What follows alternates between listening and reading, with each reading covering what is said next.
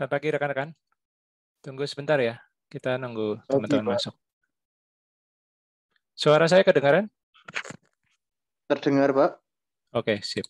Thank you.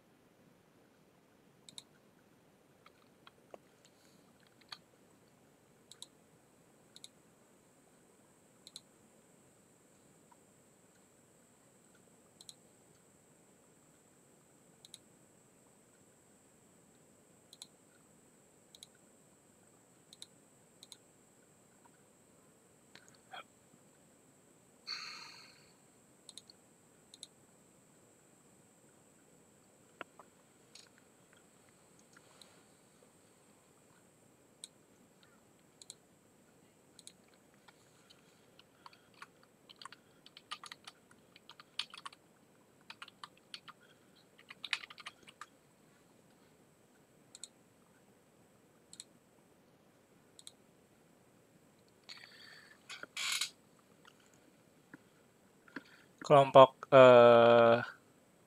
sebentar. Kelompok 4 apakah sudah ada? Kelihatannya masih ada beberapa yang belum join. Sorry, kelompok salah. Ya, kelompok 4 belum ada ya? Belum lengkap sepertinya, Pak. Kelompok 3 ada semua?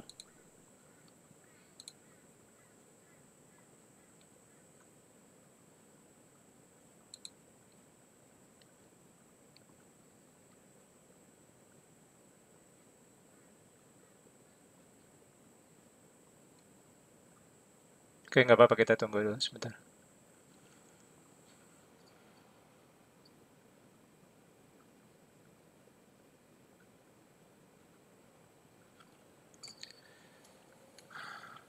Seno, apakah udah masuk? Udah, Pak. Oke. Bentar. Kok kecil?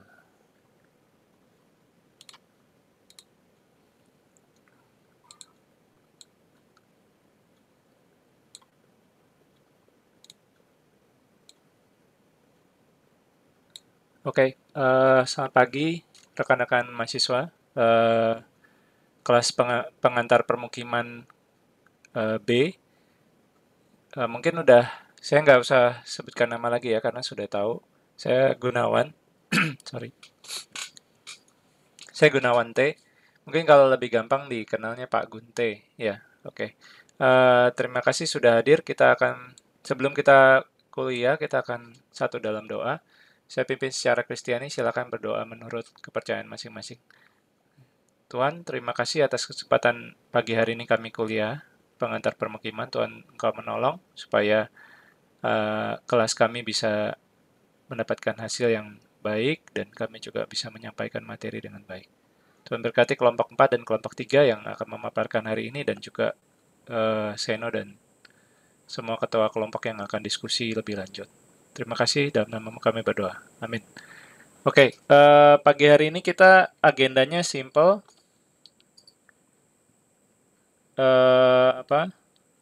Cuman presentasi kelas sama pembagian.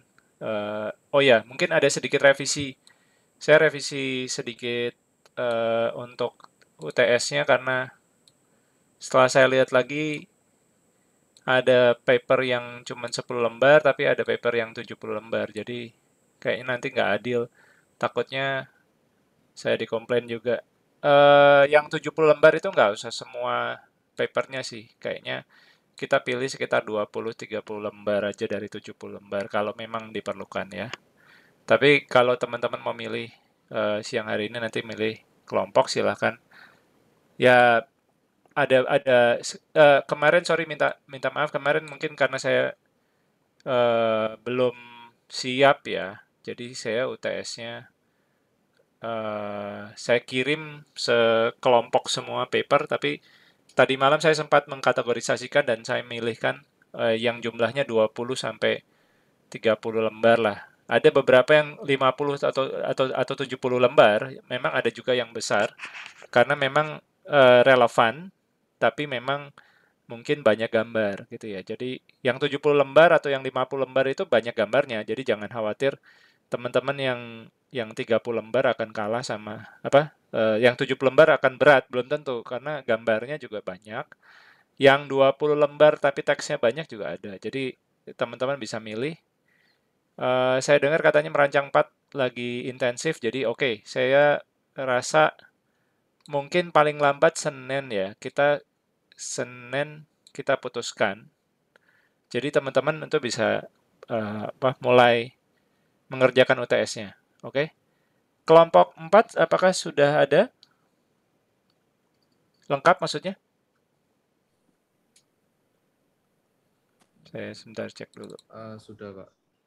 Siap ya? Oke, kalau misalkan sudah siap, mungkin langsung aja presentasi. Karena kita waktunya singkat ya. Oke, silakan. Ya, bentar, Pak. Nggak apa-apa.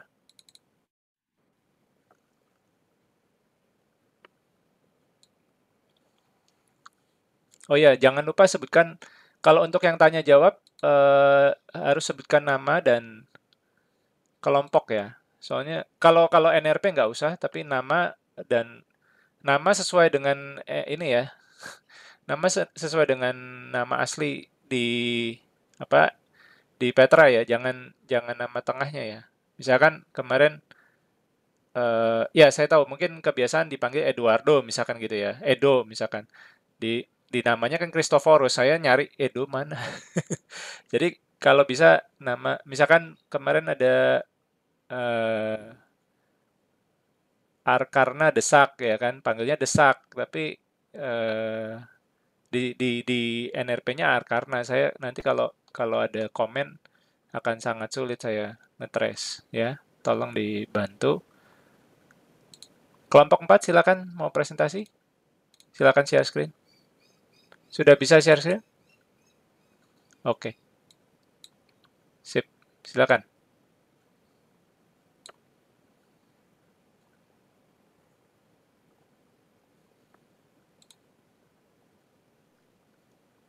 Ya, selamat pagi semuanya. Ya. Kami dari kelompok 4 Oke. akan mempresentasikan materi tentang pelaku pembangunan. Next.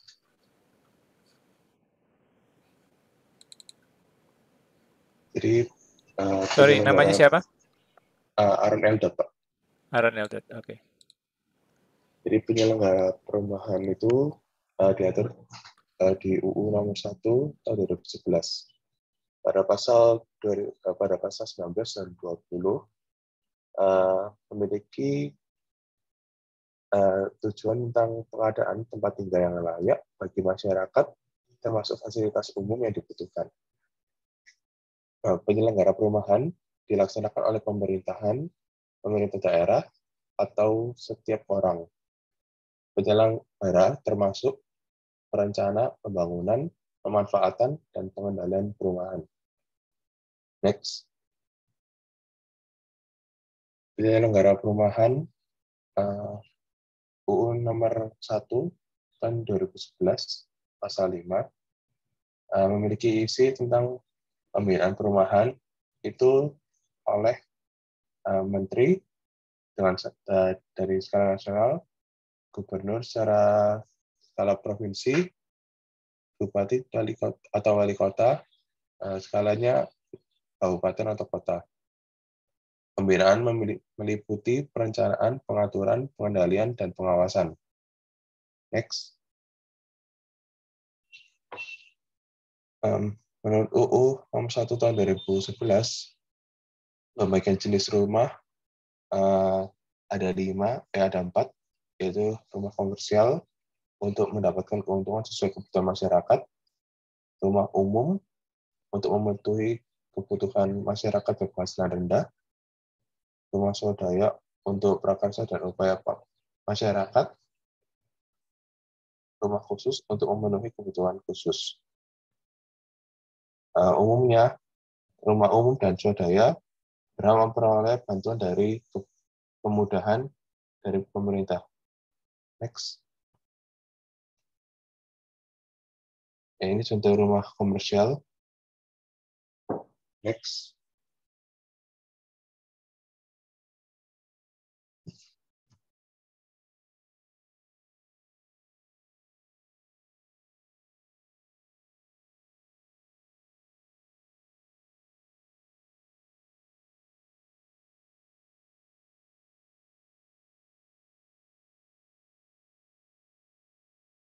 Halo, suaranya nggak kedengeran, Aaron?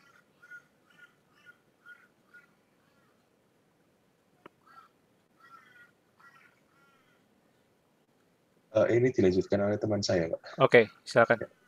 Nama dan nama aja, sorry.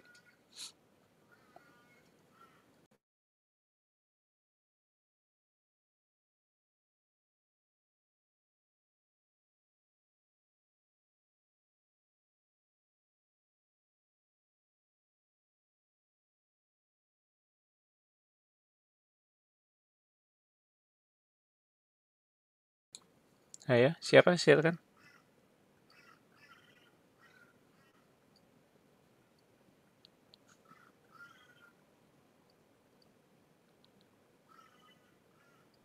Maaf Pak. Ya, Baik, silakan. Christian, saya akan melanjutkan. Siapa? Christian? Ya, Christian di kedotan lain, Pak. Oke.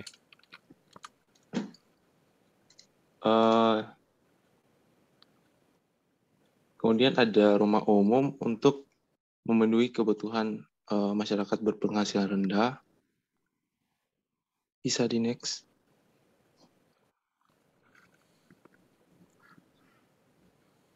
Ini berikut rumah swadaya, yaitu atas prakarsa dan upaya masyarakat umum maupun berkelompok.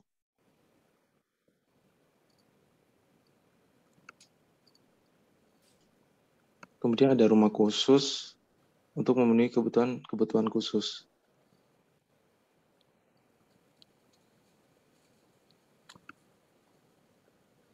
Untuk penyelenggaraan pelaku perumahan,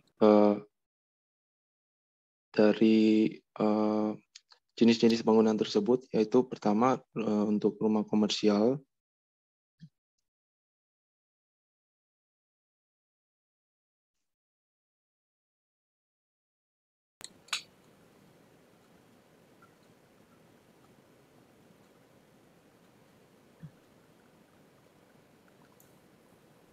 ini akan saya lanjutkan ya Pak. Ya, silakan namanya. Jason Ferdinand. Ya, jadi penyelenggara perumahan itu ada pertama rumah komersial itu dari Real Estate Indonesia atau biasa disingkat dengan REI. Yang kedua adalah Apersi dan Perumas. Kemudian untuk rumah umum ada REI dan Apersi atau Perumas. Untuk rumah swadaya ada koperasi dan kelompok masyarakat. Untuk rumah khusus itu dari pemerintah atau Pemda. Next. REI, Real Estate Indonesia, itu persatuan perusahaan real estate Indonesia yang berdiri tanggal 11 bulan 2 tahun 1972. Beranggotakan ribuan pengembang atau developer swasta besar sampai kecil. Pengurus pertamanya adalah Insinyur Ciputra. Tergabung di Forum Internasional Asia Pacific Real Estate Federation atau biasa disingkat dengan APREF. Next. Apersi. Apersi itu Asosiasi Pengembang Perumahan dan Pemukiman Seluruh Indonesia. Didirikan 10 November 1998. Memfokuskan anggota asosiasi pada pembangunan rumah sederhana dan rumah sehat. Berfokus pada pengadaan perumahan yang sederhana dan terjangkau bagi mayoritas masyarakat.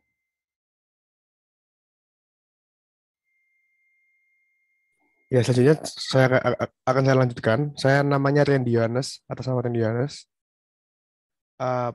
Perumnas merupakan badan usaha milik negara yang bentuknya ialah perusahaan umum yang dimiliki pemerintah.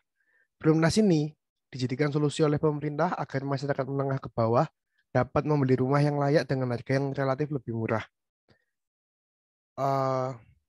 Untuk bangunan ini merupakan Perumnas ini merupakan pioner penyedia perumahan dan pemukiman bagi MBR yang artinya masyarakat berpenghasilan rendah. Nah, untuk dibangunnya mulai dari 1974, Perumnas dari tahun 1974 sampai 1982 ini membangun ribuan rumah di daerah Depok, Jakarta, Bekasi hingga meluas ke Cirebon, Semarang, Surabaya, Medan, Padang, dan Makassar.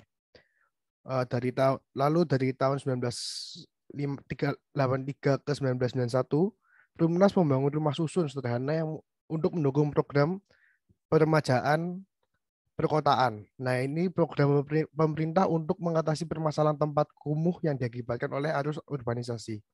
Untuk tahun 1992 hingga 1998, Perumnas membangun 50% dari total pembangunan rumah nasional.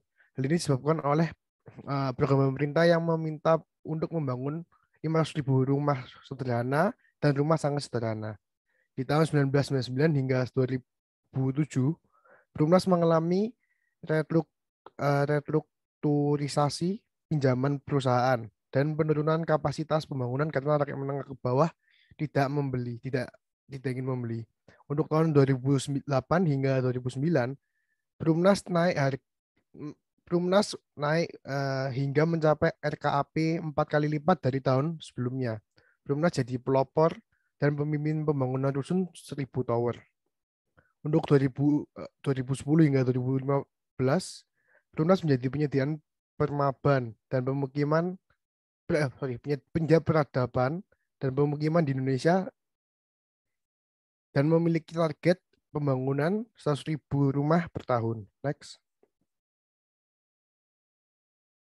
Nah, Perumnas ini memiliki visi menjadi pelaku utama penyediaan perumahan dan pemukiman di Indonesia. Misinya menyediakan perumahan dan pemukiman yang berkualitas dan bernilai bagi masyarakat.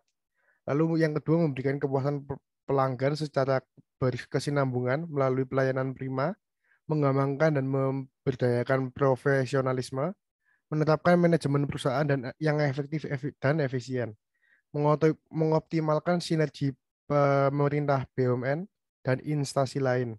Sejauh ini sudah berhasil dan dalam pengembangan kota-kota baru di seluruh Indonesia. Next. Ya, ini tadi juga salah satu program Perumnas yang membangun 1000 tower perumahan Perumnas tadi. Oke, next.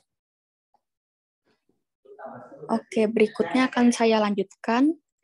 Nama saya Jesslyn Citania. Program Perumnas berikutnya ada mengembangkan rusunawa atau rumah susun sewa di perkotaan bagi yang tidak sanggup membeli rumah atau hanya tinggal untuk sementara, seperti mahasiswa, pekerja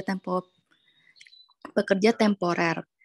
Sehingga tempat sewa ini juga memberikan penawaran lokasi yang tetap dekat dengan sumber pendidikan atau pekerjaannya agar terhindar dari kemacetan. Next. Lalu program berikutnya ada menggandeng 5 badan usaha milik negara atau BUMN di tahun 2013. Jadi 5 PT tertentu bergabung untuk mendukung pengadaan rumah sederhana bagi masyarakat, juga pembangunan dan pembelian aset atau investasi. Next. Di sini ada beberapa peraturan pemerintah atau Menpera. Yang pertama, Keputusan Presiden Nomor 13 Tahun 1978. Dibentuk Menteri Muda Urusan Perumahan. Tugasnya adalah untuk membantu Menteri Pekerjaan Umum dalam mengikuti dan mengkoordinasi pelaksanaan program dan kebijakan di bidang perumahan. Peraturan yang kedua, Keputusan Presiden nomor 25 tahun 1998 menjadi Menteri Negara Perumahan Rakyat. Tugasnya adalah untuk mempersiapkan perumusan kebijaksanaan serta pelaksanaan dan mengkoordinasikan kegiatan di bidang perumahan serta melaksanakan kegiatan operasional Perumnas dan BTN sepanjang berkaitan dengan KPR atau kredit pemilikan rumah. Peraturan yang ketiga ada Keputusan Presiden nomor 44 tahun 1993, ruang lingkup tugasnya meluas atau menangani hal-hal seperti seputar permukiman. Tugasnya ialah untuk merumuskan kebijaksanaan perumahan, mengkoordinasikan kegiatan seluruh instansi pemerintahan sehubung dengan perumahan dan permukiman, dan mengkoordinasikan operasional badan usaha dan koperasi yang terkait dengan perumahan dan permukiman. Di tahun 1999 berubah namanya menjadi Menteri Permukiman dan Pengembangan Wilayah, dan di tahun 2000 berubah lagi menjadi Menteri Permukiman dan Prasarana Wilayah, yang menggabungkan dengan Departemen Pekerjaan Umum ke dalamnya hingga sekarang. Next.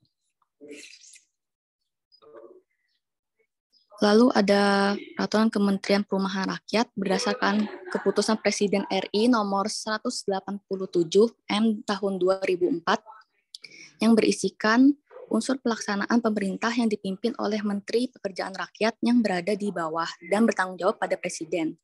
Juga memiliki tugas untuk membantu Presiden dalam merumuskan kebijaksanaan dan koordinasi di bidang perumahan rakyat. Next. Berikut ada 7 tugas dan wewenang pembinaan. Yang pertama, menetapkan dan fasilitasi kebijakan dan strategi, norma, serta standar. Yang kedua, pengawasan dan pengendalian pelaksanaan. Ketiga, alokasi dana dan fasilitasi penyediaan perumahan MBR atau masyarakat berpenghasilan rendah. Keempat, penelitian, pendidikan, dan pelatihan. Kelima, sertifikasi, kualifikasi, klasifikasi, dan registrasi keahlian. Ketujuh, ada koordinasi pemanfaatan teknologi atau rancang bangunan dan pengawasan. Dan yang terakhir, menyempurnakan, mengevaluasi, koordinasi, sinkronisasi, dan sosialisasi peraturan dan perundangannya. Selanjutnya akan dilanjutkan oleh teman saya. Selanjutnya dilanjutkan oleh saya. Nama saya Michael Angelo Sanjaya. Yang berikutnya FIAPG atau bisa disebut dengan Federation Internationale des Administrateurs de Biens Conseils der Agents Immobiliers merupakan perhimpunan pengusaha real estate dunia. REI atau real estate itu tergabung dalam FIAPG. Indonesia pernah menjabat 2 kali Presiden FIAPG, yaitu Insinyur Ciputra dan Dr. Ferry Sonfield. Melalui FIAPG, Indonesia menimba pengalaman internasional dalam kerjasama antar swasta dan pemerintah, memanfaatkan mekanisme pasar global, dan memperbarui hubungan dengan lembaga internasional lainnya. Next. Kemudian berikutnya koperasi. Koperasi merupakan pelaku pembangunan perumahan berdasarkan SK 1987 Menpora dan Menteri Koperasi. Keperluan koperasi mempunyai potensi besar untuk memenuhi kebutuhan para anggotanya maupun masyarakat umum. Kemudian koperasi memiliki prinsip self-help, memberi pertolongan sendiri dengan kekuatan sendiri, dapat mengatasi kendala soal dana perumahan terjangkau yang merupakan masalah utama perumahan di Indonesia. Next.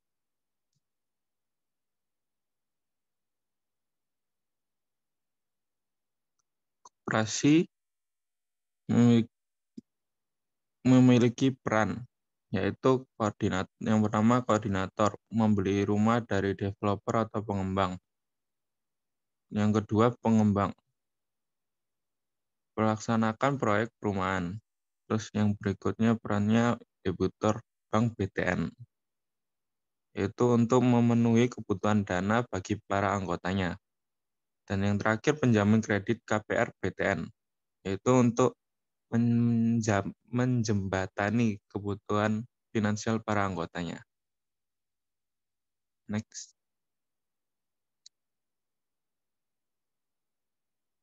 Kemudian ditinjau dari perumahan ada 3 koperasi, yaitu pengembangan perumahan dengan badan hukum koperasi bergerak dalam pembangunan perumahan yang ditujukan terutama bagi MBR. Dan yang kedua, koperasi yang dibentuk oleh sekelompok anggota masyarakat bertujuan membangun rumah bersama. Ya. Dan yang ketiga, koperasi karyawan. Merupakan koperasi yang dibentuk oleh perkumpulan profesi tertentu, seperti pegawai negeri, buruh, karyawan, petani, dan lain sebagainya. Next, dan berikutnya akan dilanjutkan oleh teman saya. Ya, selanjutnya akan saya lanjutkan. Nama saya Jerry Julio. Nah, jadi swadaya masyarakat ini... Sorry, Jerry lebih keras sedikit. Halo, tes. Ya, oke. Ya, jadi swadaya masyarakat ini diprakarsai upaya bersama masyarakat, baik sendiri atau berkelompok, yang meliputi kegiatan perbaikan, pemugaran, perluasan sampai rumah baru beserta lingkungannya. Swadaya masyarakat ini biasanya dilakukan secara sukarela atas kehendak sendiri. Swadaya masyarakat ini juga didasarkan pada Kemenpera 06 KTPS 1994, yaitu pedoman umum pembangunan perumahan bertumbuh pada kelompok. Pembiayaannya bersumber pada upaya kolektif, arisan, gotong royong, pinjaman BTN. Lalu swadaya masyarakat ini dibagi menjadi 3 komponen. Yang pertama, kelompok masyarakat yang memiliki kepentingan dan tujuan yang sama. Sebagai contoh, terdapat desa yang ingin membangun balai desa. Jadi sehingga mereka itu bergotong royong membangun bangunan balai desa untuk kepentingan bersama. Lalu yang kedua itu terdapat bank penyandang, dana pemberi kredit, pemberi dan pengawas penggunaan dana. Yang ketiga terdapat konsultan pendamping. Lalu kesimpulannya, pelaku pembangunan itu dapat dilakukan dari individu, kelompok, hingga pemerintah. Bangunan yang dibuat pun dibangun dengan tujuan yang berbeda-beda, dengan skala yang berbeda-beda, dari rumah kecil hingga perencanaan kota. Dengan banyaknya jenis-jenis pembangunan, maka dibuatlah peraturan untuk mengatur dan mengakomodasi kegiatan pembangunan agar terorganisir dengan baik. Sekian dari kelompok kami, terima kasih. Oke, makasih.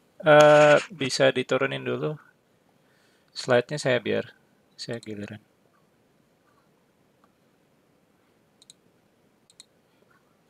Ya, bisa di-chat teman-teman kalau mau. Sebentar ya.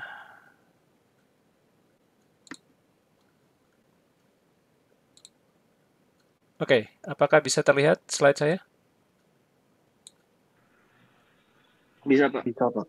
Oke, thanks. Adakah pertanyaan? Masih ngantuk? Akibat hari merancang 4, jadi masih teler? Oke, kalau nggak ada pertanyaan saya tambahin dulu sedikit ya. Terima kasih kelompok 4, tadi sudah cukup baik. Mungkin kurang dieksplor sedikit ya, tapi saya pikir karena udah mungkin juga capean kali ya merancang 4-nya ya. Oke, saya tambahin sedikit. Jadi yang intinya yang penting adalah undang-undang ini kalian harus minimal lihat PDF-nya ya. Nanti saya mungkin usahakan saya cari link-linknya, atau gini, kalian cari linknya dulu, karena itu nanti bagus untuk UAS juga ya. Jadi bisa menambah untuk paper UAS. Kalau makin banyak link yang dikumpulin kan makin bagus. Ya, oke, itu satu. Kedua, kesulitannya di Indonesia ini ada kementerian, ada provinsi, ada kabupaten gitu kan ya. Jadi kita minimal punya 3 level ya. Jadi punya di nasional ada kementerian, di provinsi ada gubernur, ya. Di kabupaten ada bupati, wali kota, bahkan kadang-kadang ada subnya lagi. Misalkan camat, ada lurah, ada apa. Tapi cuman minimal kita harus bisa melihat tiga peran ini. Nah, akibatnya karena ada tiga peranan, nah kapan harus pemerintah pusat turun tangan, kapan harus gubernur, kapan harus bupati, gitu kan ya. Itu mungkin yang belum tadi dijelaskan dengan detail, tapi rasanya kalian udah cukup baik tadi ya.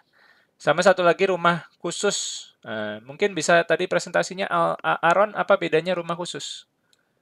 Mungkin ditambahin kalau tahu. Atau kelompok yang lain juga boleh, silakan aja. Adakah tambahan poin ini? Ada yang tahu nggak rumah khusus kelompok 4? Soalnya kalau rumah komersial, ayo silakan. Itu Pak, Seno.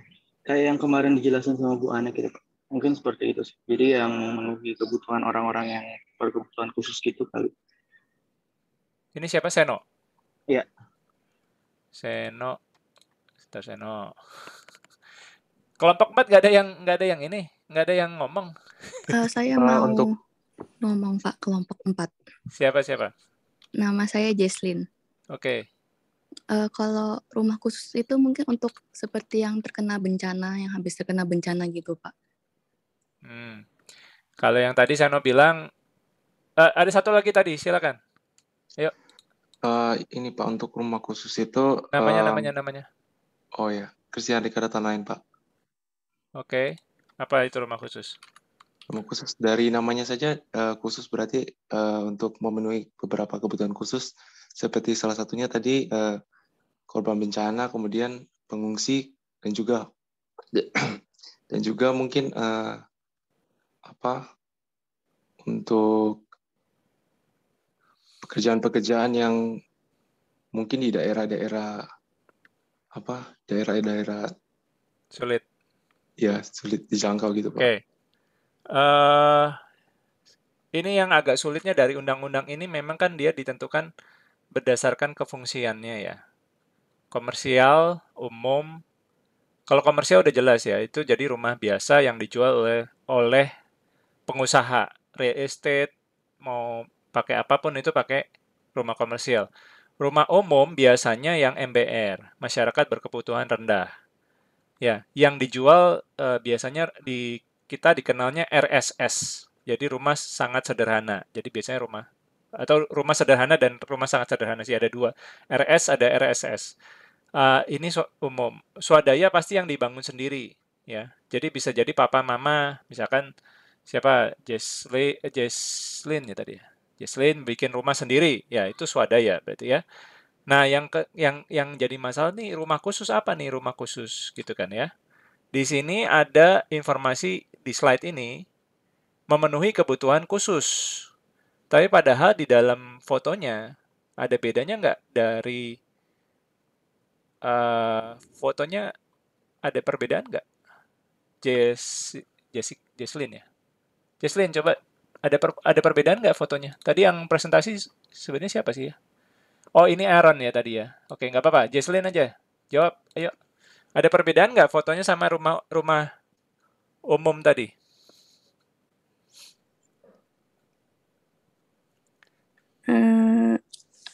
Mungkin. Nggak. Fotonya ada perbedaan nggak?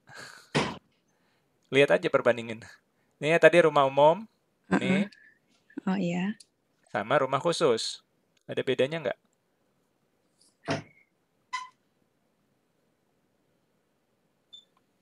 Mungkin kayak terlihat terbagi-bagi gitu. Terbagi-bagi, oke. Kalau rumah umum tadi nggak ada coveringnya gitu ya? Iya. Ini sebenarnya pagarnya belum dibangun aja sama yang punya rumah. Nanti kalau udah dibangun, hilang. Jadi nggak ada. Ini kan sudah ada nih pagarnya ya. Sebelah kiri kan ada pagarnya. Jadi sebenarnya tidak itu. Bukan itu masalahnya. Jadi rumah khusus biasanya rumah dinas. Biasanya. Atau bisa jadi rumah yang di saat bencana diberikan huntara ya, hunian sementara. Tapi yang jadi masalah kalau secara fisik bentuknya bisa jadi sama. Nah, akibatnya sebenarnya saya bukan mengkritik undang-undangnya ya, tapi kalau kalian melihat dari kategorisasinya, kadang-kadang di Indonesia tuh dibikin kategori aja. Supaya apa? Supaya makin banyak kategorisasinya. dan juga kepemilikan tanahnya. Yang penting adalah kepemilikan tanahnya. Tanahnya milik siapa? Sebenarnya yang penting tanahnya milik siapa. Kalau dia umum, itu milik pribadi biasanya.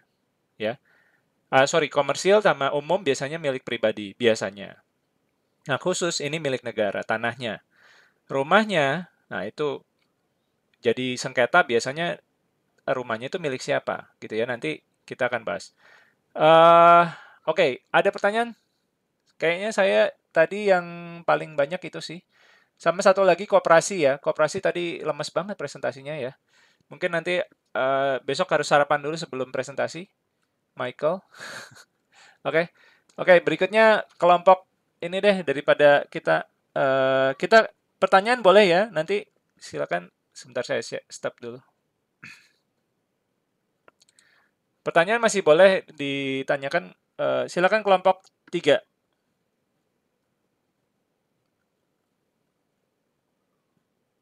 Kelompok 3 Oke, Kak. di slideshow. Oke, saya mulai ya, Pak. Namanya siapa ya? Seno, Pak. Sorry. Oke. Seno. Oke, shalom, selamat pagi teman-teman semua. Nama saya Seno. Pada hari ini saya akan menjelaskan pengantar pemukiman terkait pemrograman perumahan. Bisa next. Nah, program pembangunan perumahan. Next lagi. Nah, jadi kan program pembangunan perumahan biasanya diatur pemerintah di bawah PUPR gitu, di mana mereka punya kayak ya berdasarkan undang-undang juga disebutnya ya ini strategi RPJM 2015 dan 2019. Mungkin sekarang ada update terbaru 2020 sampai 2021 atau 22 tuh kalau nggak salah. Inti dari strategi ini adalah mereka kayak mengatur tata kota gitu juga. Jadi kayak misalnya perumahan yang tingkat menengah, tingkat atas dan juga RBM gitu. Mereka pisah-pisah. Dan juga kalau bisa dilihat kan mereka tujuannya kayak peningkatan kapasitas pemerintah, mengelola sektor perumahan pemukiman, terus penyempurnaan sistem pembiayaan rumah dan kelas subsidi bagi MBR, terus juga yang kebanyakan bermukim di kawasan kumuh. Pokoknya inti dari ini mereka mengatur tata kota. Misalnya kalau contohnya di Surabaya. Di Surabaya kan misalnya daerah barat, daerah Citralink ke sana itu kan misalnya perumahan yang berpenghasilan tinggi gitu. Terus di timur beda, di selatan beda kayak gitu-gitu. Ininya kayak biar ya terkesan rapi lah kotanya. Di setiap kota juga pasti ada kayak gitu. Itu inti dari yang RPJMN ini. Oke, next. Nah, yang saya bilang tadi kan bahwa setiap perumahan itu dibagi kelas-kelas. Yang pertama itu ada kelas menengah atau kelas atas. Nanti yang rumah menengah dan mewah. Terus juga ada rusun menengah dan mewah. Rumah ini ya rumah pribadi gitu. Kayak misalnya di perumahan Citalen kayak gitu. Itu kan kayak menengah sama mewah atau dan itu ya perumahan isinya. Jadi kayak berderetan rumah gitu, kapling per kapling dan sebagainya. Kalau misalnya rusun, ini mungkin lebih kayak mes atau enggak apartemen kayak gitu. Cuman ya harganya yang jauh lebih tinggi gitu. Juga lokasinya pun berbeda gitu. Terus yang kelas MBR ini yang kayak perumahan biasa kayak Perumnas, terus juga rumah dinas dan lain sebagainya kan maksudnya kayak ya perumahan yang tidak sekelas dengan yang kelas menengah dan kelas atas gitu. Rusunawa, Kalisbag, terus sarana utilitas umum dan juga fasilitas ini FLPP ini. Dan juga kalau berdasarkan dua perumahan ini memiliki fasilitas yang beda-beda juga, jadi kayak kompleksnya pasti beda ya, tergantung kelasnya apa kayak gitu. Next, kelas pendapatan masyarakat kayak gitu, jadi kayak disesuaikan. Oke, rekan bisa next.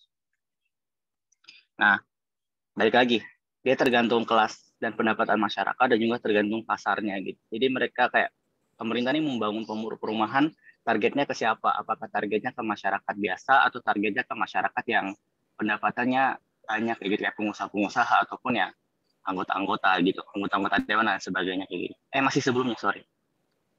Belum, next. Nah, itu. Jadi kayak misalnya kan tergantung mekanisme pasar mereka targetnya kemana gitu. Dan juga produknya pasti beda.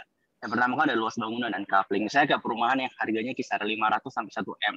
Itu kan luas rumahnya beda, luas lingkungannya beda, kayak kompleks-kompleksnya beda, dan juga coupling-couplingnya juga kayak beda gitu dengan MBR-nya di bawah juga. Terus desain bangunan juga beragam sesuai selera pasar. Jadi mereka targetnya apa?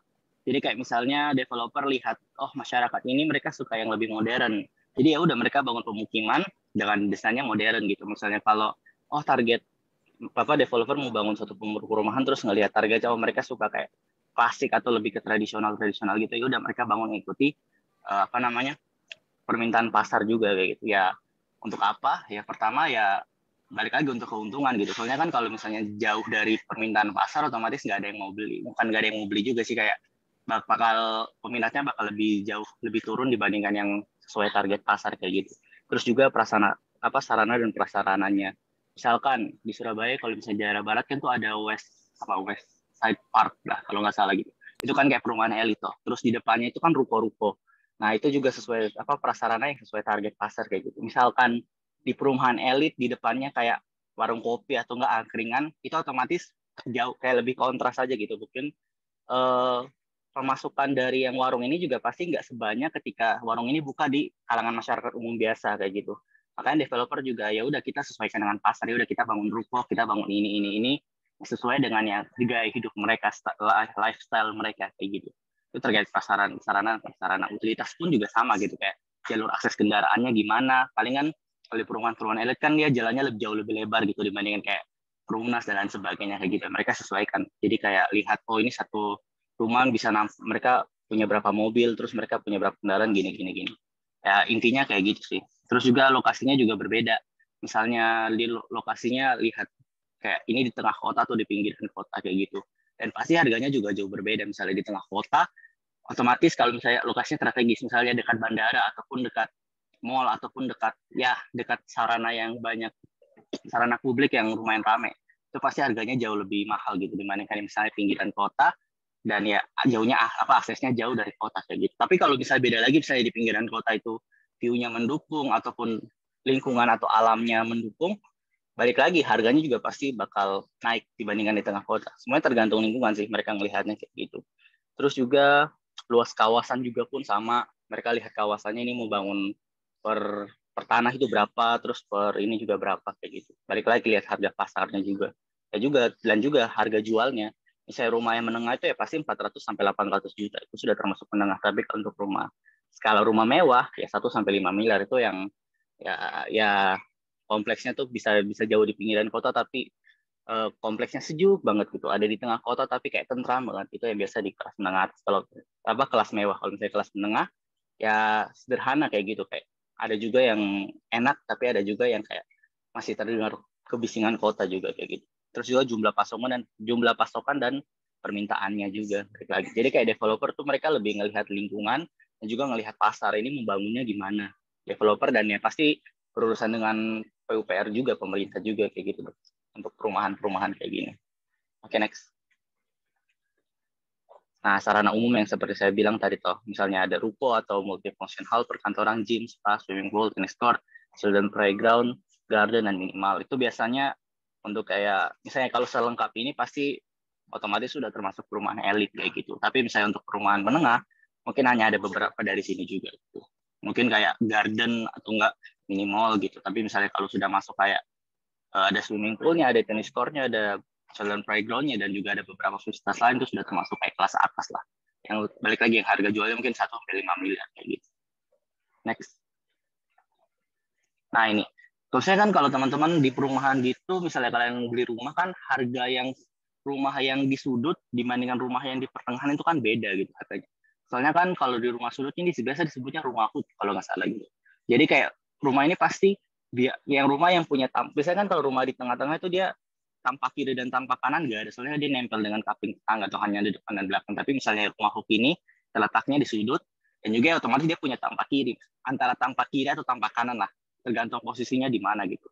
Itu kayak biaya bangunnya juga jauh lebih mahal, soalnya kan mereka butuh pagarnya juga dan juga kayak ya tambahan biaya lain gitu, harus buat bukaan di sisi kiri atau kanan dan lain sebagainya.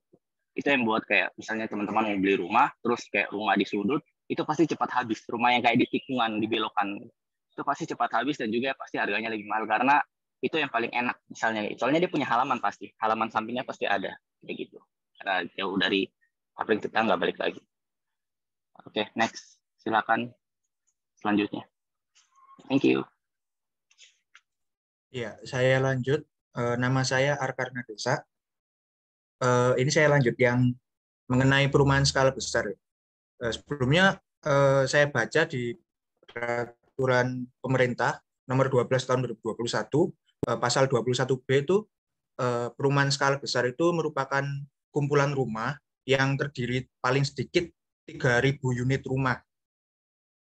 Nah, untuk yang di slide ini yang pertama itu ada kota satelit.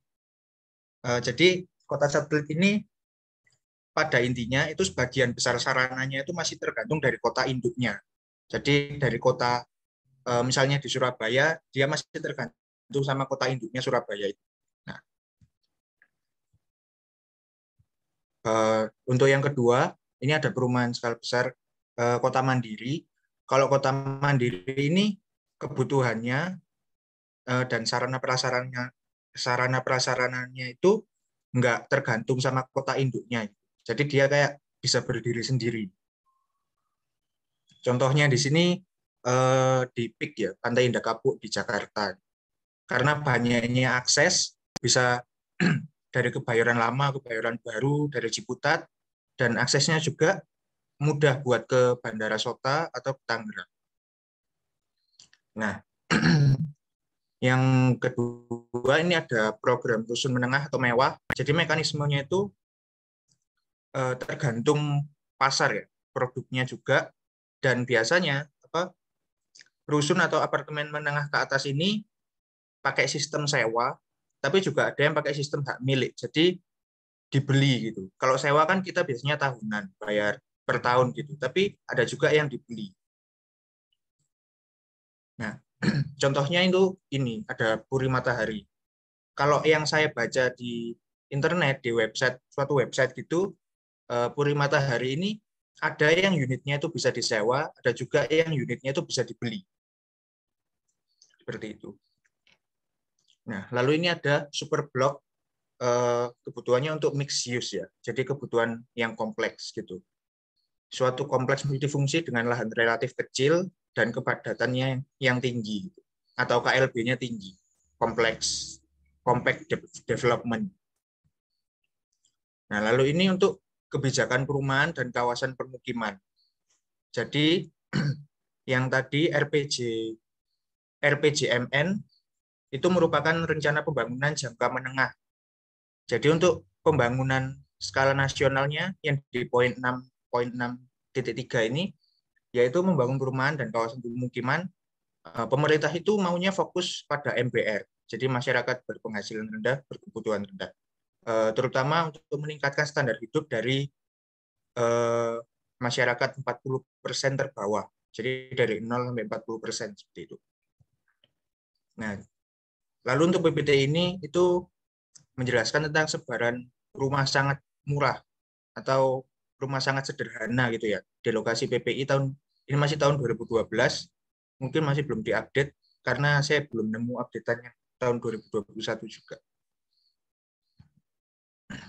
Oke, ini amanat dari UU nomor 17 tahun 2007 itu isinya tentang rencana pembangunan jangka panjang atau RPJP. Nah, untuk yang di bawahnya amanat UU nomor 1 tahun 2011 itu isinya menjabarkan tentang perumahan dan kawasan permukiman. Jadi semuanya ini merujuk pada satu yang di lingkaran merah, yaitu pemukiman yang layak huni dan berkelanjutan. Nah, untuk amanat internasional ini buat agenda habitat, kalau yang belum tahu, agenda habitat ini membahas tentang permukiman manusia dan juga urban planning atau perencanaan tata kota. Gitu. Terus untuk Rio Plus 20 itu merupakan sebuah konferensi yang diselenggarakan oleh PBB. Gitu. Jadi sebagai bentuk tindak lanjut dari konferensi PBB juga tentang lingkungan dan pembangunan atau KTT Bumi yang diselenggarakan pada kota yang sama, yaitu Rio, tahun 1992. Nah, terus untuk MDG itu merupakan Millennium Development Goals, jadi tujuan-tujuan Millennium Development gitu. Nah, untuk SDG itu Sustainable Development Goals. Jadi, pokok bahasanya itu pasti tentang pembangunan berkelanjutan. Dan juga ada isu pemukiman kumuh sama kemampuan pendanaan. ada APBN, anggaran negara, APBD daerah, PHLN. PHLN ini pinjaman ya, pinjaman atau hibah dari luar negeri gitu, dan lain-lain. Oke, bisa dilanjut sama Nix. Iya, akan saya lanjutkan. Jadi dari usaha-usaha yang dilakukan oleh Badan Internasional seperti tadi yang telah dijelaskan oleh rekan sama dari pemerintah Indonesia sendiri dan dari aspirasi masyarakat, ternyata untuk realitanya masih terdapat banyak pemukiman kumuh di Indonesia. Seperti contoh di gambar ini kita bisa melihat ada yang seperti di pinggiran rel kereta, ada juga yang di daerah rawan banjir, ada juga yang ada di tepi sungai ya. Bisa di next.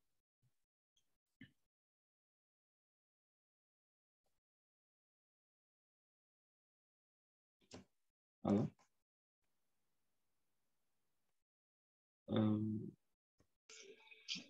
Iya, jadi kalau kita lihat dari data ini ya, untuk target pembatasan dari pemerintah sendiri pada tahun 2015 sampai 2019 itu 38.431 hektar ya untuk daerah kumuh, tetapi pada statusnya di tahun 2017 ternyata daerah kumuh ini sudah berkembang menjadi 87.297 hektar ya. Jadi semakin luas. Next bisa. Nah, di sini ada beberapa tipologi perumahan kumuh atau pemukiman kumuh yang sudah saya sempat mention tadi. Jadi ada yang di pemukiman kumuh di atas air, ini ada contohnya di Banjarmasin. Terus ada yang di pemukiman kumuh di tepi air, ini contohnya di Jakarta, jadi di tepi sungai. Terus ada pemukiman kumuh di perbukitan, contohnya ada yang di Jayapura, jadi meningkat ke atas. Terus ada yang di rawan bencana juga, ini yang di Yogyakarta, sama pemukiman di dataran rendah, contohnya di Jakarta juga. Next. Nah, di sini ada beberapa definisi untuk hunian layak tinggal atau layak huni. Jadi ada dari segi ketahanan bangunan yang kita lihat misalnya dari kondisi atap, lantai, dan dinding. Terus ada keterjangkauan dari harga ya, seperti yang sudah di-mention tadi ya. Ada yang rumah menengah, ada yang rumah mewah, terus ada kecukupan luas tempat tinggal. Jadi di sini ada standarnya sendiri untuk luas lantai per kapita setiap rumah tinggal. Terus ada keamanan permukiman, ada akses air minum ke dalam rumah, terus ada akses sanitasi juga. Bisa next. Nah ini, di sini ada beberapa kualitas ya, yang mengalami penurunan maupun kenaikan pada rumah tinggal layak huni yang datanya dari tahun 2011 sampai 2016. Kalau bisa dilihat dari tabel sebelah kiri, ada yang meningkat, ada yang menurun, seperti misalnya kondisi atap ini menaik. Jadi rumah tinggal layak huni ini berdasarkan kondisi atapnya ini mengalami kenaikan, sedangkan dari kondisi dinding juga mengalami kenaikan, kondisi lantai mengalami penurunan kualitas, kepadatan mengalami penurunan kualitas, sedangkan sanitasi juga mengalami penurunan kualitas juga, air minum juga mengalami penurunan kualitas. Next.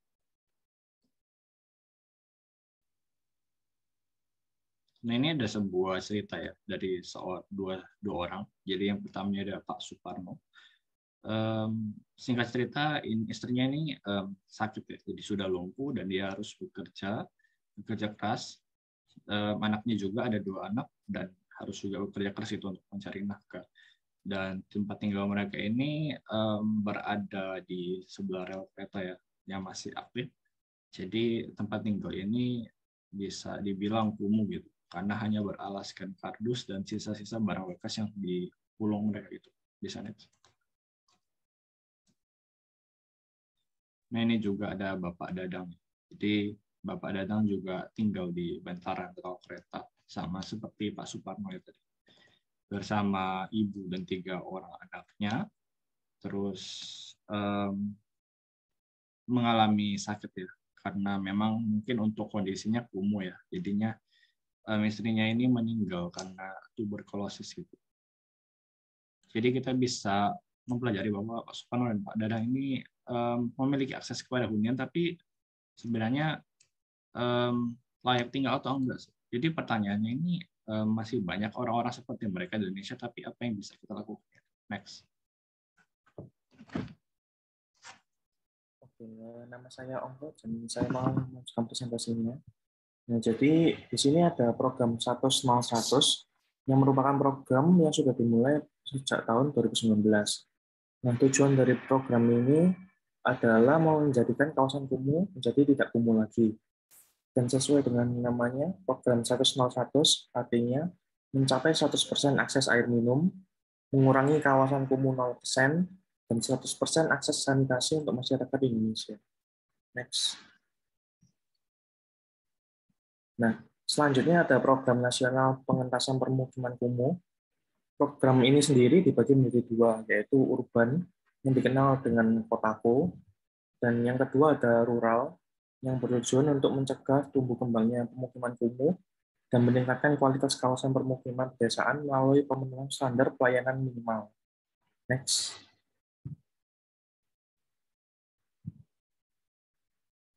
Jadi program kota tanpa kumuh atau biasa dikenal dengan kotaku yang tadi itu merupakan upaya yang dilakukan dalam rangka meningkatkan peran masyarakat dan memperkuat peran pemerintah daerah sebagai nakoda dalam mempercepat penanganan kawasan kumuh dan gerakan 100 di perkotaan pada tahun 2016 dan 2020 sampai 2020.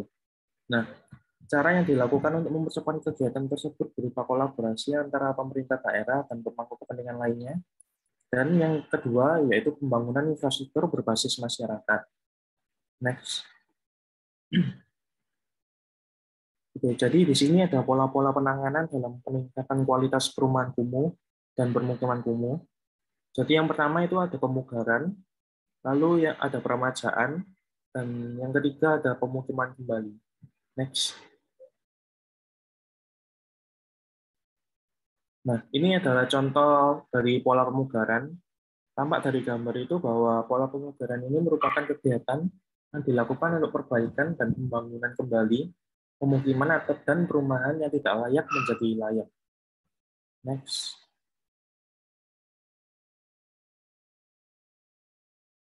Lalu ada pola peremajaan. Nah, dari gambar ini juga menunjukkan bahwa pola peremajaan itu merupakan kegiatan perombakan dan penataan mendasar secara menyeluruh. Next. Dan yang terakhir ada pola pemukiman kembali. Nah, pola ini merupakan kegiatan memindahkan masyarakat terdampak dari lokasi pemukiman atau rumah kumuh yang tidak mungkin dibangun lagi karena adanya alasan tertentu. Dan next, selanjutnya akan dilanjutkan teman saya.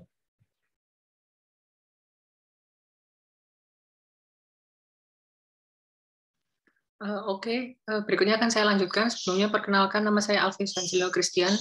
Jadi berikutnya ini merupakan strategi penanganan ke depan, di mana penanganan kumuh itu bisa dikatakan tuntas apabila terjadi perubahan wajah kawasan. Kalau kita lihat dari gambar di bawah ini, kedua gambar ini, terlihat sekali perbedaan di antara dua gambar ini, di mana yang sebelumnya itu terlihat perubahan wajah kawasannya itu dari yang sebelumnya kumuh, kusam seperti itu, dan kotor, juga jalannya yang tidak rata, jadi masyarakat di dalamnya atau yang lewat pun di sana itu merasa tidak nyaman, sehingga kalau sudah kita lihat dari gambar di sebelah kanan, itu terlihat dengan penggunaan ornamen-ornamen warna, juga ada banyaknya dekorasi seperti payung-payung, lalu vegetasi, jalannya juga sudah diperbaiki, sehingga membuat orang dan masyarakat di dalamnya itu nyaman dan juga aman tinggal di dalamnya. Ini contohnya di Kampung Guntung Paikat, Banjarbaru, Kalimantan Selatan. Next. Ya, berikutnya ini contoh di lokasi Karangwaru Riverside, Daerah Istimewa Yogyakarta. Kalau kita lihat gambar di sebelah kiri ini terlihat kalau kawasan atau lokasi ini tuh rawan terhadap bencana. Lalu sesudah diperbaiki itu juga terlihat dengan penggunaan material yang jauh lebih baik. Lalu juga ada penambahan vegetasi, jadi masyarakat di sana lebih nyaman dan juga lebih aman juga. Next.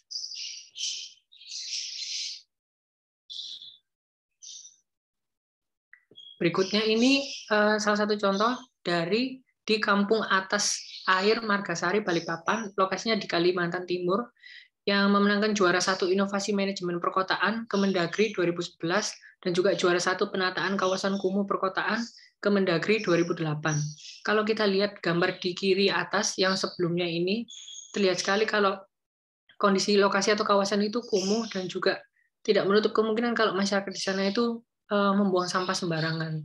Terus kalau kita lihat sudah diperbaiki itu dengan penggunaan ornamen-ornamen warna yang menarik, hijau, lalu ada banyaknya vegetasi. Sebagai contohnya di situ di Jalan Setapak itu bisa memberikan suasana yang nyaman bagi masyarakatnya, juga bisa memberikan vista di dalamnya.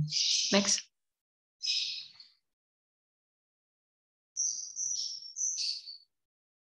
Berikutnya ini contoh di Kampung Gelintung, Kota Malang, Jawa Timur, di mana itu merupakan finalis Lomba Kota Inovatif Dunia, Guangzhou, Cina, dan juga Kampung Percontohan Nasional Kemendagri.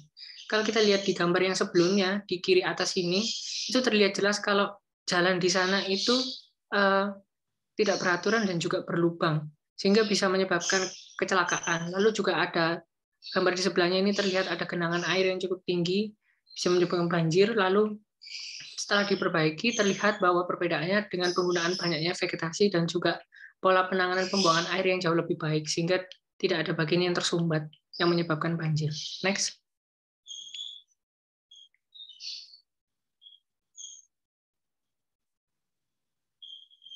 Next, berikutnya.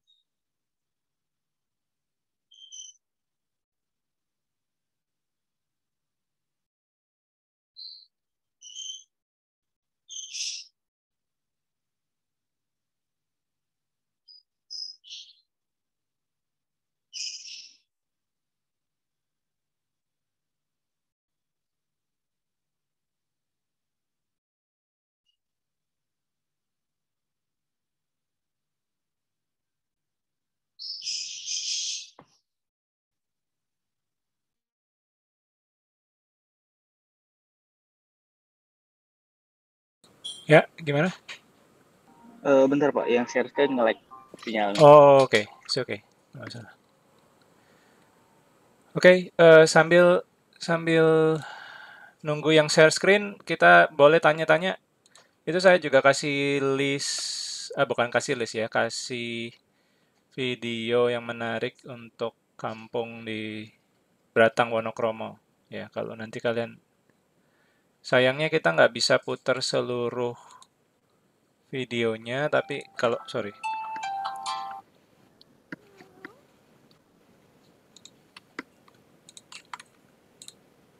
Nanti kalau sempat, hari ini pas saya nggak bisa.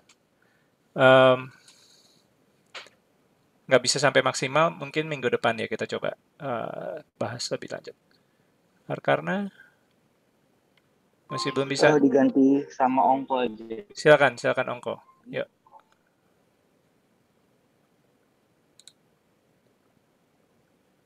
Yang nanya silakan ya. Kalau ada pertanyaan silakan di chat, atau kalau mau nanya langsung nanti pas presentasi ya. Oke, setelah presentasi. Silakan. Lanjut. Oke, Pak. Coba slide berikutnya, Sin. Ya, berikutnya ini contoh di Kelurahan Kampung Bandar, Kota Pekanbaru, Provinsi Riau. Kalau kita lihat di gambar sebelumnya ini terlihat kalau jalan di sana itu permukaannya itu kurang rata dan juga tidak menutup kemungkinan kalau bisa menyebabkan kecelakaan. Juga kondisi kawasan di sana itu sedikit kotor dan juga kumuh. Jadi orang di sana itu kurang nyaman. Setelah diperbaiki dan dikembangkan lagi, terlihat kalau penggunaan berbagai ornamen warna dan juga itu sudah diberi paving, lalu jalannya juga jauh lebih baik, sudah diperbaiki dengan permukaan yang jauh lebih rata, sehingga orang itu lebih aman ketika lewat ke sana kemari itu di sana. Next. Berikutnya ini contoh juga penanganan permukiman kumuh di Thailand dengan program Paan Mangkong atau Secure Housing.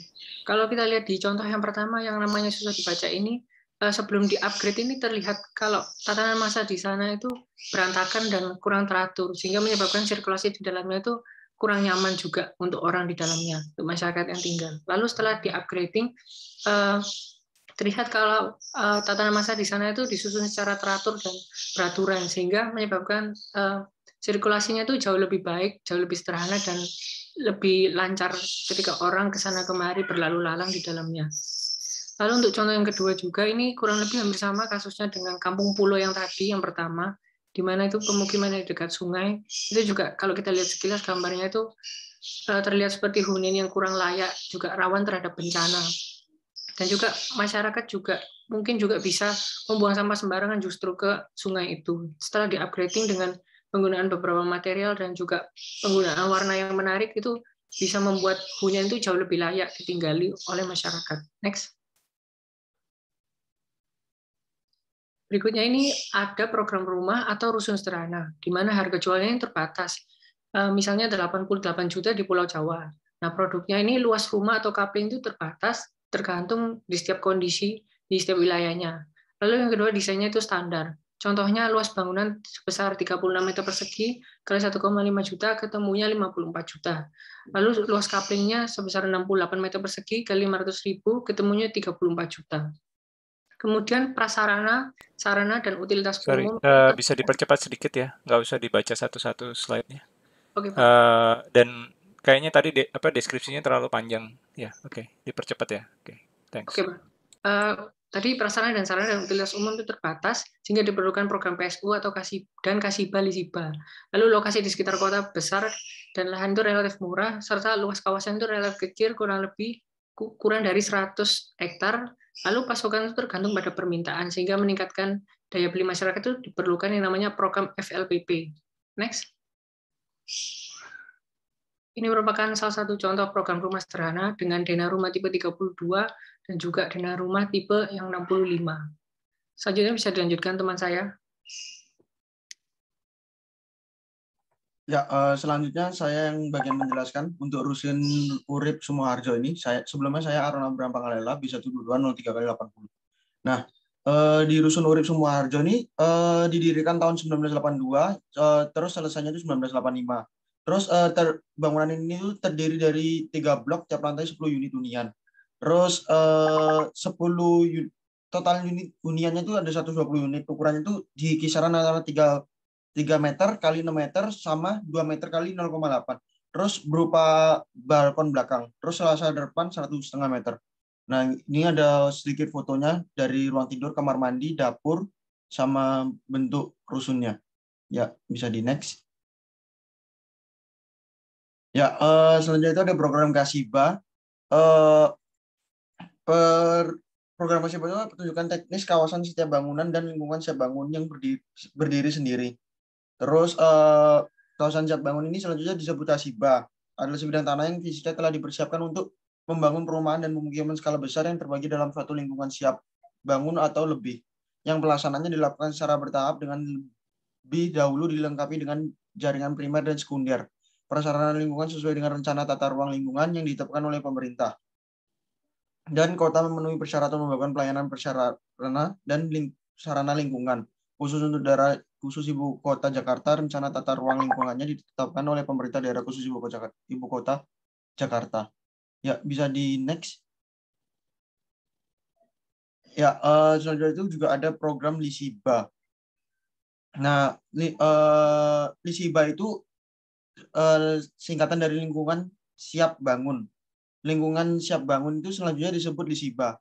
Adalah sebidang tanah yang merupakan bagian dari Kasiba yang telah dipersiapkan dan dilengkapi dengan prasarana lingkungan, dan selain itu juga sesuai dengan persyaratan pembakuan tata letak lingkungan tempat tinggal atau lingkungan hunian dan pelayanan lingkungan untuk membangun kafling dan tanah matang. Terus ada juga yang namanya lingkungan siap bangun yang berdiri sendiri. Itu lingkungan siap bangun yang berdiri sendiri selanjutnya disebut Lisiba atau berdiri sendiri. Adalah Lisiba yang bukan merupakan bagian dari Kasiba yang dikelilingi oleh lingkungan perumahan yang sudah terbangun atau dikelilingi oleh kawasan dengan fungsi-fungsi lain.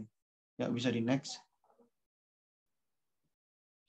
Ya, terus ada pengelolaan Kasiba dan Lisiba. Persyaratan badan pengelola Kasiba itu yang pertama ada badan usaha milik negara atau badan usaha milik daerah atau badan lain yang dibentuk oleh pemerintah yang ditugasi untuk menyelenggarakan pengelolaan Kasiba. Terus yang kedua itu ada memiliki tenaga ahli yang bersertifikat di bidang satu manajemen real estate, terus kedua penyelenggaraan pembangunan prasarana lingkungan, terus yang ketiga itu ada penyelenggaraan pembangunan sarana lingkungan, keempat ada penyelenggaraan pembangunan utilitas umum, dan yang kelima itu ada pembiayaan real estate. Terus kalau persyaratan penyelenggaraan Lisiba itu yang pertama itu ada badan usaha di bidang pembangunan perumahan dan pemukiman yang didirikan berdasarkan hukum Indonesia dan berkedudukan di Indonesia, atau badan usaha asing di bidang pembangunan perumahan dan pemukiman yang berkedudukan di Indonesia. Terus yang B itu ada memilih tenaga ahli yang bersertifikat di bidangnya. Terus bisa di next. Ya, yang selanjutnya itu ada persyaratan utilitas umum. Nah, persyaratan utilitas umum itu di dalam Sebentar izin. Kayaknya ini nanti dibaca detail masing-masing ya. Di skip aja. Oke, Oh ya, makasih. baik. Ya, terus selanjutnya itu ada persyaratan sarana lingkungan. Persyaratan sarana lingkungan dalam Kasiba itu yang pertama ada setiap Kasiba harus dilengkapi dengan fasilitas pendidikan sesuai dengan jumlah penduduk yang dilayani. Terus yang kedua itu setiap Kasiba harus dilengkapi dengan fasilitas pelayanan kesehatan sesuai dengan jumlah penduduk yang dilayani. Terus yang C itu setiap Kasiba harus dilengkapi dengan fasilitas pembelanjaan sesuai dengan jumlah penduduk yang dilayani. Terus D itu setiap Kasiba harus dilengkapi dengan fasilitas tempat peribadatan sesuai dengan agama yang dipeluk dan penghuninya yang jumlah penduduk dari masing-masing agama. Terus yang E itu setiap Kasiba harus dilengkapi dengan ruang terbuka hijau atau RTH, di mana RTH tersebut dapat digunakan sebagai penyeimbang lingkungan antara kawasan terbangun dan tidak terbangun. Selain itu juga berfungsi sebagai sarana olahraga, rekreasi, pemakaman umum, dan mitigasi jika terjadi gempa dan kebakaran. Terus yang terakhir itu setiap Kasiba harus dilengkapi dengan fasilitas pemerintahan. Nah, untuk yang selanjutnya bisa dijelaskan oleh teman saya. Terima kasih. Oke, ini saya lanjutkan. Sebelumnya nama saya Antonius Ivan. Jadi di sini tadi sudah dijelaskan sama Aaron, itu perlu beberapa sarana dalam Kasiba sendiri. Jadi yang pertama itu ada sarana TK. Untuk TK ini targetnya adalah kurang lebih 1.000 jiwa, di mana luas tanahnya dibutuhkan tuh sekitar 1.200 meter persegi dengan radius pencapaian 500 meter. Untuk SD itu targetnya kurang lebih 1.600 jiwa, luas tanahnya itu 2.400 meter persegi dengan radius pencapaiannya itu 1.000 meter. Untuk pertokoan, penduduk yang dilayani itu 2.500 jiwa dengan luas tanah yang diperlukan itu 100 meter persegi sampai radiusnya itu 500 meter. Kemudian juga ada standar pusat perbelanjaan lingkungan dengan penduduk yang dilayani itu minimum 2.500 jiwa dengan luas tanah yang diperlukan 100 meter persegi dan radius pencapaiannya 500 meter. Oke, kemudian ada persyaratan dan standar perencanaan teknik prasarana lingkungan dalam Kasiba. Jadi yang pasti di sini juga perlu jaringan jalan primer dan sekunder. Misalnya adalah dari badan jalannya sendiri, perkerasan jalan dan bahu jalan. Kemudian ada trotoar dan ada juga ambang pengaman dan saluran air hujan. Kemudian lebar jaringan primer itu kurang lebih atau kurang-kurangnya 20 meter dengan lebar perkerasan jalan untuk satu jalur itu kurang-kurangnya 7 meter. Kemiringan melintang perkerasan itu 2% dan jalan sendiri itu dirancang berdasarkan kecepatan 60 km per jam. Oke, dapat di next. Nah, manfaat dari Kasiba sendiri itu apa? Ini ada beberapa hal yang bisa dilihat, yaitu yang pertama adalah harga tanahnya itu dapat dikendalikan. Kemudian membangun kota mandiri itu cukup dapat dikendalikan dengan berskala yang besar. Kemudian bagi Pemda sendiri, penggunaan dana untuk mendukung kota baru itu menjadi lebih efisien, terutama pada dana prasarana dan utilitas umum serta pemeliharaan. Dapat di next. Nah, yang selanjutnya adalah PSU MBR. Maksudnya dari PSU sendiri itu adalah untuk perumahan dan kawasan pemukiman. Itu untuk mendorong terwujudnya perumahan dan kawasan pemukiman yang serasi, seimbang, dan selaras, yang dilengkapi dengan prasarana-sarana yang lengkap, khususnya bagi perumahan untuk pemukiman yang masyarakat berpenghasilan rendah atau MBR. Prasarana sendiri di sini tuh ditinjau dari kelengkapan dasar fisik lingkungan hunian yang memenuhi standar tertentu untuk kebutuhan tempat tinggal. Misalnya hal yang harus sehat, aman, dan nyaman juga. Sarana itu yang di sini adalah fasilitas jalan lingkungan hunian yang berfungsi untuk mendukung penyelenggaraan dan pengembangan kehidupan sosial, budaya, dan ekonomi.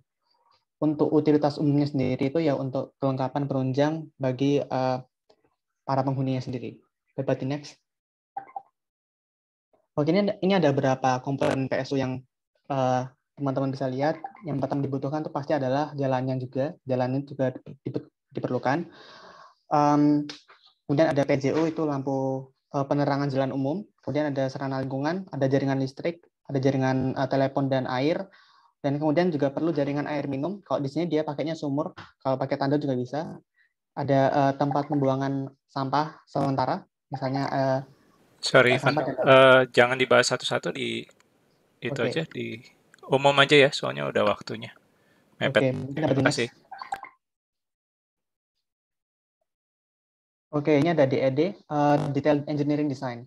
Jadi di sini tuh untuk penyusunan DED ini memberikan acuan teknis bagi pelaksanaan pembangunan fisik PSU perumahan dan kawasan pemukiman. Sehingga pembangunan PSU tersebut dapat mendorong terciptanya keterpaduan sistem kegiatan maupun jaringan infrastruktur di sekitarnya. Penyusunan DED ini dilaksanakan oleh masing-masing pengembang, dilengkapi dengan rencana anggaran biaya yang mengacu pada harga satuan dasar yang dikeluarkan oleh pemerintah daerah atau Pemda. DED dan RAB-nya sendiri adalah dokumen pengusulan bantuan. Kemudian yang tadi sudah saya jelaskan sendiri, komponen bantuan PSU dari perumahan dan kawasan pemukiman itu ada yang tadi digambar tadi itu ada drainase dan ada jalan dan lain-lainnya. Kita dapat di next supaya lebih cepat. Ini juga ada komponen bantuan yang tadi ada di gambar, ada jalan, ada drainase, air limbah, dan lain-lain. Oke, mungkin bisa di next langsung aja ya. Lanjutkan teman saya. Saya Thor Abraham. Di sini saya akan membahas tentang isu aktual. Yang pertama ada isu tentang apartemen Meikarta. Nah, Yayasan Lembaga Konsumen Indonesia itu meminta masyarakat supaya jangan dulu beli apartemen di Meikarta karena belum menyelesaikan perizinan dan sertifikat tanah. Selain itu juga Yayasan Lembaga Konsumen Indonesia juga meminta kepastian kapan serah terima apartemen dilakukan. Namun meski demikian, Yayasan Lembaga Konsumen Indonesia mengatakan bahwa jika masyarakat tetap ingin membeli apartemen, pihak yayasan menyarankan calon pembeli untuk melihat bukti-bukti perizinan. Selanjutnya, nah ini ada penjelasan tentang bentuk proyek Meikartanya. Kurang lebih seperti ini, ada tower tipe A-nya kurang lebih kayak gini apartemennya. Next. Nah, selanjutnya ada rusun Transit Oriented Developer. Nah, rusun ini tuh terintegrasi dengan Stasiun Tanjung Barat, Jakarta Selatan. Nah, proyek ini tuh terdiri dari 3 menara di atas lahan seluas 15.244 meter persegi.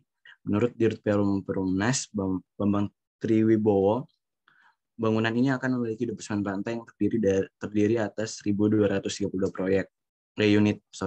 Proyek ini bekerja sama dengan PT Kereta Api Indonesia. Next.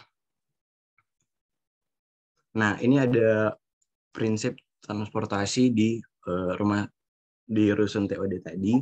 Yang pertama itu ada compact. Nah, jadi tempat ini harus terletak berdekatan satu dengan lainnya. Selanjutnya ada density. Jadi semakin izin sebentar, tower ya? Iya, Pak. Kayaknya nggak usah dibahas per Ya, prinsipnya, okay. di wrap up aja 1 menit ya. Tolong di ini aja 1 menit lagi. Soalnya waktunya udah habis. Ya, jadi ada compact, density, transit, connect, mix, cycle, shift, dan walk. Next. Ini terakhir ada buku dari Housing is a Human Right dari Leilani Farha. Nah, di buku ini tuh menurut Leilani itu perumahan harus memadai untuk semua orang. Terus dengan cara menggeser paradigma saat ini yang melihat perumahan sebagai kebutuhan dasar dan hak asasi manusia yang penting. Karena saat ini tuh kebutuhan perumahan itu belum dapat terpenuhi. Next. Oke, sekian dari kelompok kami. Terima kasih. Oke, terima kasih. Tolong diturunkan slide-nya. Gimana teman-teman? Ada kendala atau ada komentar dulu? Ada pertanyaan? Silakan pertanyaan. Ini sepi pertanyaan. Kayaknya pagi-pagi enak buat bobo. Tambah lagi Seno dan teman-teman bagus. Presentasinya bagus. Saya habis ini bisa punya asisten Seno ya. Presentasi ke-7 nanti Seno lagi ya. Guyon. Bagus Seno dan teman-teman, hanya kepanjangan. Jadi kadang-kadang harus dilihat slide-nya ada 55. Saya juga nggak lihat ya, ternyata ada lebih panjang. Jadi kalian Mungkin harusnya satu slide ya, mungkin 1 menit aja. Tadi Seno 1 slide 5 menit sendiri. Oke, anyway Iya, bagus. Pak. Hanya kasihan tadi si siapa Towar sama si Ivan buru-buru. Oke, saya langsung aja ya sambil nunggu pertanyaan. Ada beberapa hal yang penting kalian lihat ini dari pertemuan kemarin sebenarnya ya. Masalah permukiman, masalah perumahan dan permukiman slide keberapa tadi? Ya pokoknya di awal ya diagramnya ini. Nah kalian harus sadar sebenarnya yang kalian hadapi itu bukan masalah supply and demand ya. Tadi kan desainnya harus bagus, harus bagaimana dan sebagainya. Ya betul itu satu. Tapi juga bagaimana masalah kemiskinan masyarakatnya gitu ya. Kalau masyarakatnya memiliki harga rumah itu tidak terjangkau, ya desainnya bagus juga percuma gitu ya. Yang tadi terlihat sudah ada upaya pemerintah membuat rumah ya, membuat rumah. Tapi masalahnya database rumah yang dibutuhkan, misalkan rumah yang tadi yang lebih kumuh, perumahan yang lebih, nah mungkin tadi cerita tentang yang tinggal di perumahan ini ya. Saya juga tadi sudah share di beberapa video itu, nanti kalian bisa lihat sendiri. Misalkan salah satu Pak Gatot misalkan itu ya. Pak Gatot itu pekerja lepas gitu, jadi tidak setiap hari dapat pekerjaan. Nah dia aktivis juga di Strand Kali. Bagaimana mereka bisa beli rumah kalau nggak punya gaji yang tetap gitu kan? Nah terus juga mereka rata-rata juga pendidikannya tidak tinggi, jadi tidak employable, tidak mudah dipekerjakan di posisi yang tinggi. Nah itu juga salah satu kendala ya. Nah yang ketiga juga memang supply-nya. Nah, sekarang yang jadi pertanyaan rumah komersial sama rumah umum ya, itu biasanya mencari tanah yang di pinggir kota gitu ya, karena tanahnya murah. Tanahnya murah, setelah mereka bangun, mereka jual 1 miliar. Jadi kan keuntungannya para pengembang ini luar biasa sebenarnya. Ya saya tidak anti pengembang, cuman kalau ada teman-teman yang papa mamanya pengembang juga nggak ada masalah ya. Cuman kalian bisa lihat ternyata gapnya di sana. Jadi masyarakat masyarakat berpenghasilan rendah itu tidak bisa membeli rumah komersial umum, bahkan rumahnya Perumnas pun belum tentu bisa beli gitu ya, karena terlalu mahal. Nah pilihannya adalah rumah swadaya. Cuman tanah yang jadi masalah. Tanahnya di Indonesia pemerintah belum punya konversi tanah. Ya, penyatuan tanah. Jadi biasanya kayak tadi yang Ban Mong di Thailand itu, dia tanah di pinggir sungai itu dikonsolidasikan, dibeli, kemudian disatukan terus dibuat kafling yang bagus. Jadi yang contoh yang Thailand tadi yang Jesslyn cerita tadi itu konsolidasi tanah dulu awalnya. Nah di kasus yang saya hadapi di Strand Kali, tanahnya nggak bisa dibeli oleh masyarakat. Jadi pemerintah tidak mau menjual karena itu tanah sempadan sungai ya. Dan di sisi lain juga ada banyak kasus lah, ada banyak masalah lah. Bisa jadi itu tanahnya swasta tapi swastanya nggak mau jual gitu kan. Jadi terlalu banyak masalah. Oke, kayaknya hari ini cukup karena oke, 1-2 pertanyaan terakhir mungkin. Saya soalnya harus lebih cepat hari ini, mohon maaf. Permisi, Pak. Silakan, namanya siapa? Ya, saya Laura, Pak. Saya mau nanya tentang rumah khusus yang tadi, yang awal itu, Pak. Laura kelompok berapa? Kelompok 1, Pak. Oke, terus? Nah, untuk yang rumah khusus itu kan tadi buat bantuan ya kepada masyarakat. Nah, itu kalau misalnya apakah ada kayak persyaratan khusus ya yang dipenuhi sama calon penerima bantuan gitu? Oh, sebenarnya yang pasti perumahan khusus itu hanya kondisi khusus ya. Biasanya di tanah-tanah Pemda, dan biasanya itu dialokasikan untuk TNI, ABRI, atau PNS. Ya, TNI dan PNS gitu ya. TNI, polisi, dan PNS. Biasanya begitu. Hanya dalam kondisi khusus, misalkan ada terjadi gempa atau apa, ya itu mungkin bisa dibangunkan oleh pemerintah dan didonasikan lah gitu. Dan itu juga biasanya khusus. Jadi kasusnya kita tidak biasanya rata-rata kalau perumahan khusus itu biasanya perumahan dinas biasanya. kemarin rasanya sudah dibahas ya, pertemuan kemarin sudah dibahas ada beberapa perumahan dinas. Jadi nanti kalian lihat lagi video yang kuliah kemarin, ya. Rasanya atau seingat saya itu disebutnya perumahan dinas. Kalau perumahan yang dana bantuan untuk dari pemerintah kepada masyarakat khusus, masyarakat karena gempa, nah itu saya juga belum detail, tapi biasanya itu karena mereka kan kehilangan bukti-bukti semua ya. Jadi mereka contohnya di Aceh, mereka habis kena tsunami ya bukti KTP-nya hilang, sertifikat tanahnya nggak ada gitu ya. Jadi ya memang harus ada treatment khusus yang dipegang oleh pembangunnya ya. Jadi maksudnya camat atau lurahnya yang melakukan verifikasi. Nah, yang itu saya nggak tahu detail. Tapi nanti kita mungkin bisa minggu depan kita coba cari lagi ya. Saya carikan slide yang lain. Oke. Oke, rasanya cukup ya. Sebentar, absen setelah saya ngomong dulu ya. Siapa? Seno ya. Oke. Siapkan aja nanti habis ini Anda absen. Oke, saya cuman sharing aja. Setelah saya lihat, sekarang kayaknya waktunya nggak cukup juga untuk, atau masih ada setengah jam lagi kan? Oke. Saya mau coba sebentar, sharing dulu. Sebentar. Saya jadikan Seno juga co-host sama Antonius Ivan. Sebentar ya. Oke. Oke. Sedikit aja, ada perubahan sedikit pada template. Oh, kita bahas UTS sebentar ya. Setelah saya pikir-pikir kemarin, paper yang yang saya pilihkan itu ada beberapa yang aspeknya tidak sama. Misalkan aspek ekonomi dia ada A, B misalkan, terus nanti di aspek sosial ada H, I gitu ya. Jadi nggak sama setiap nggak sama setiap aspeknya. Nah, jadi akibatnya kalau nanti kalian bagi tugas itu setengah mati. Maksudnya agak sulit ya. Misalkan Seno tadi, Seno mau A, B, C, D, E, F, G, boleh. Ya, tapi kan kasihan nanti si Towar, siapa tadi? Ya, Towar dan teman-teman kasihan nanti A, B, C, D, E atau bisa jadi terlalu banyak nanti berat, ya. Nanti kasihan juga. Bisa terlalu berat, bisa terlalu ringan. Nah, setelah saya pikir-pikir gini aja. Tetap aspek itu dipakai, A, B, C dan sebagainya tetap dicari, tapi itu tidak wajib bahwa satu aspek itu satu orang, ya, di UTS.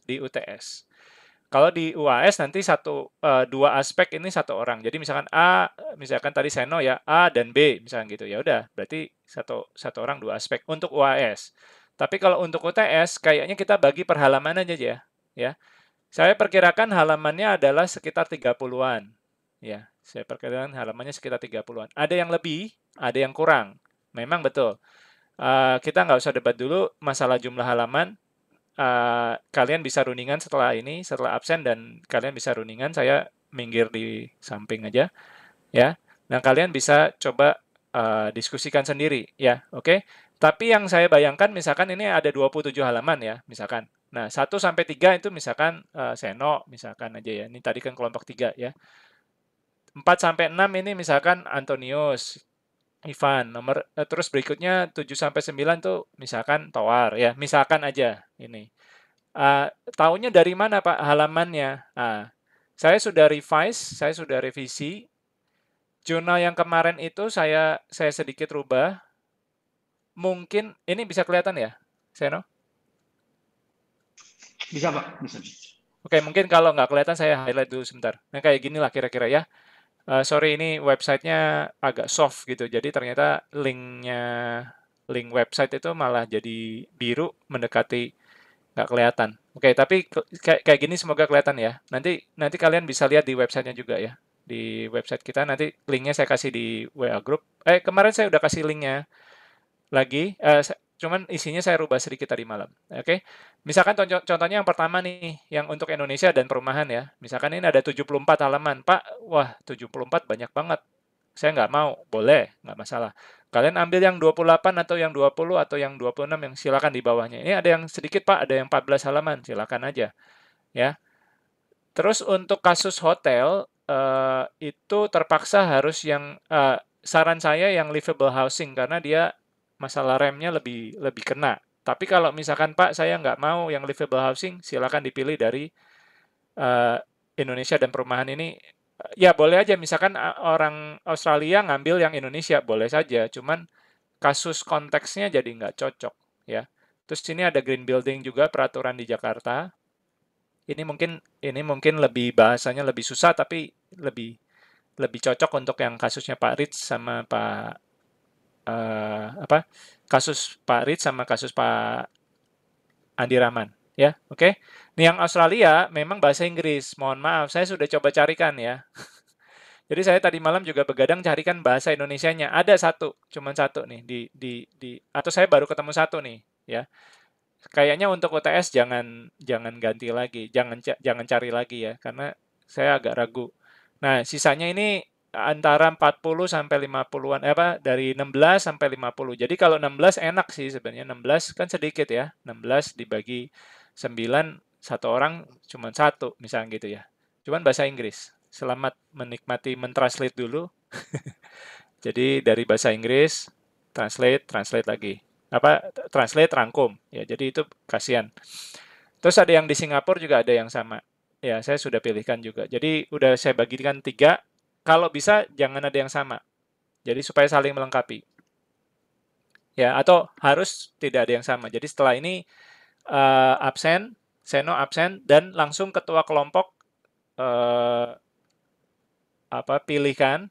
Kalau misalkan Pak saya butuh memilih, ya, butuh waktu tambahan untuk memilih, ya, setelah jam 9.30 nanti. Oke, boleh. Saya kasih waktu sampai Senin ya, Senin. Tapi kalau Senin tidak ada pilihan di Seno, Senin Senin siang atau gini lah, Senin jam 6 sore gitu ya. Itu Senin jam 6 sore itu nggak ada pilihan di Seno, saya langsung pilihin. Karena kita harus kerja, ya. Dan mulai minggu depan kalian harus mulai masukin tugasnya ini, ya. Ya kan? Harus masuk ke tugas ini. Jadi kalian harus mulai. Contoh aja satu ya, misalkan, Pak saya nggak mau yang 74, oke deh, cari yang gampang. Ini contoh aja nih, ya, contoh. Ini ada satu paper tentang dampak perubahan iklim dan perkotaan ketahanan air masa depan di Makassar. Pak, ini kan di Makassar, tapi kan kasus Makassar, Surabaya, itu kurang lebih juga sama. Ya, ini ada sedikit reviewnya, ya. Kalian bisa coba baca lebih lanjut. Oke? Nah, ini langsung dibagi aja. Jadi, tentu saja kalau sampel nggak dihitung ya. Jadi sampel ini sampel daftar isi nggak dihitung ya. Kalian bisa lihat ya. Ringkasan eksekutif masuk, terus sampai paling bawah. Nanti daftar isi juga, atau lampiran biasanya saya nggak masukin. Ada yang 20 lebih, 26 lebih halaman, tapi nah ini kan biasanya laporan kayak gini nggak dimasukin ya. Laporan dan publikasi. Nanti enak dong yang merangkum ini tinggal biasanya kita berhenti di kesimpulan. Nah, ini biasanya di halaman terakhir ini seperti ini. Ya, di halaman 32 misalnya kayak gitu udah berhenti. Jadi kalian juga mungkin kalau saya salah, Pak, itu ternyata bukan 26 lembar. Ya udah dicek lagi sama ketua kelompok, dilaporkan, Pak, harusnya cuma 24. Ya nggak apa-apa, nggak masalah. Tapi saya sudah pilihkan yang relatif. Yang 74 kalau memang mau ngambil, ya mungkin saya izinkan untuk dipotong lah. Nanti bab tertentu dipotong, ya. Kelihatannya kalian mulai dari bab 3 sampai bab 6, ya. Dari bab 3 sampai bab 6. Jadi bab 1-2-nya nggak usah, ya. Ya, gitu ya. Ini contoh ya. Kan 74, ya. Dan ini kelihatannya banyak ya, 74. Tapi kalau kalian lihat gambarnya sendiri banyak. Jadi ini contohnya, lihat kan gambarnya banyak ini kan. Jadi enak juga. Jadi misalkan 10 lembar, iya tapi banyak gambarnya gitu ya. Oke, ada pertanyaan? Silakan. Ada pertanyaan.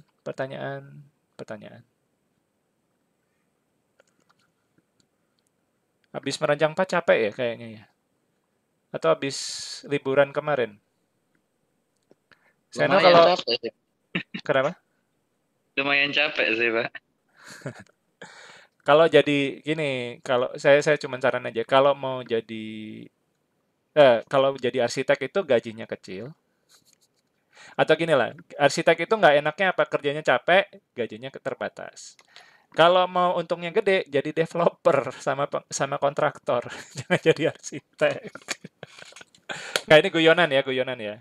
Tapi memang kenyataan saya juga itu. Oh iya, libur kan Senin ya, oke. Kemarin nggak, oke. Pokoknya kan habis libur ya, sama lembur kan, jadi ya nggak apa-apa, nggak masalah. Oke, ada pertanyaan terakhir sebelum saya kasih ke Seno. Ketua kelompok, coba dilihat dulu di link ini, sebentar saya kasih. Saya udah kasih ini loh, udah kasih banyak apa? Udah mundur seminggu loh, harusnya ini minggu lalu untuk kita bicarakan hari ini kan. Nah, cuman Seno saya tanya kemarin belum. Oke. Seno langsung di absen aja. Saya stop dulu. Oke, Pak. Oke, guys. Aku absen, panggil aja bentar.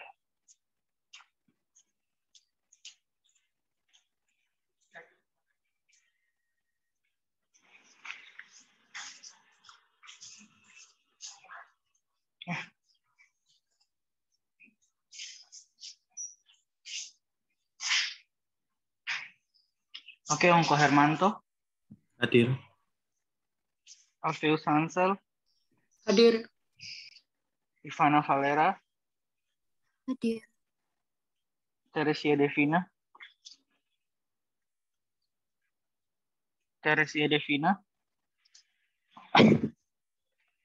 Christoforus Eduardo.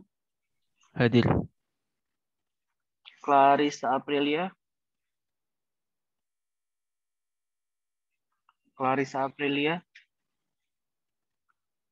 Ivana Kalista. Clarissa? Iya, sorry. Hadir. Oh ya. Ivana Kalista.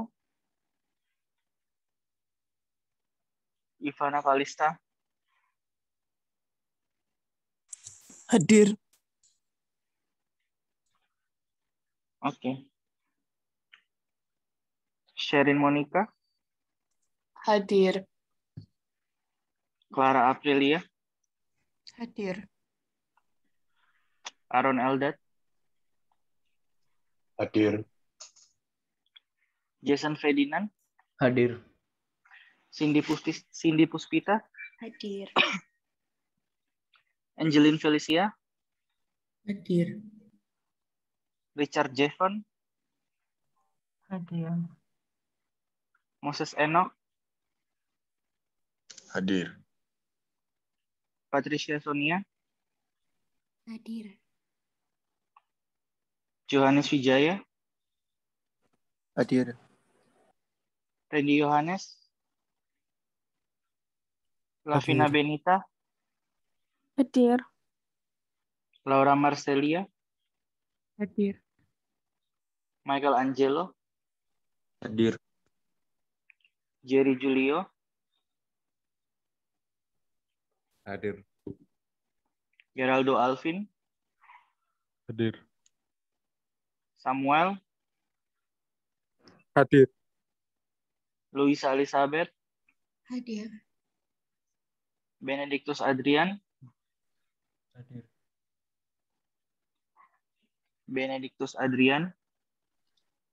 Hadir. Oh, hadir. Oke. Jesslyn Citania. Hadir. Jessica. Hadir. Nixon Benedict. Hadir. Andrew Timothy. Hadir. Esther Leviana. Hadir. Aaron Abraham. Hadir. Ya. Matthew Steve. Hadir. Calvin Seung.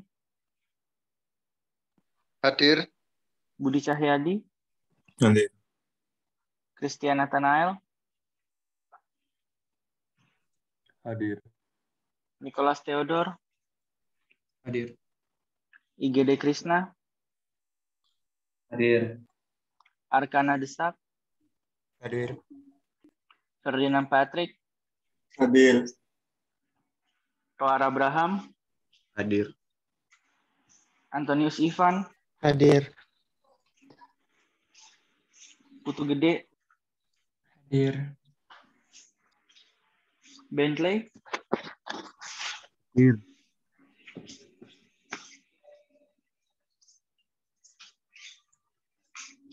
Christian Ricardo. Hadir. Oke.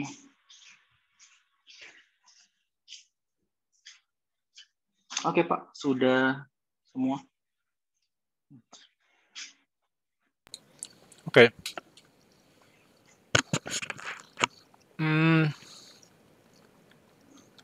Khalid. Seno silakan dipilih. Bentar, saya ganti. Kalau mau linknya mau ditampilkan, silakan.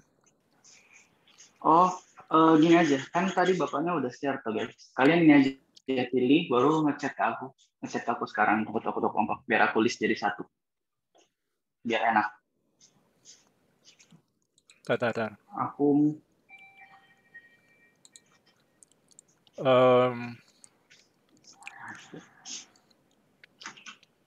Nggak, kalau nggak gini aja. Ini kayaknya kalau saya nggak nagih juga Seno nggak akan bisa sampai Senin pun nggak akan dia nyetor. Oke. Saya bantu deh daripada Seno lama. Maksudnya Seno sambil tapi Seno jaga sampai 12 sampai 9.30 ya. Saya kalau leave duluan Oke. sebentar. Atau saya dijadiin Anda host aja dulu ya, sebentar. Jadikan saya host lagi. Saya jadiin co-host coba. Oke, bentar. Nggak apa-apa, santai.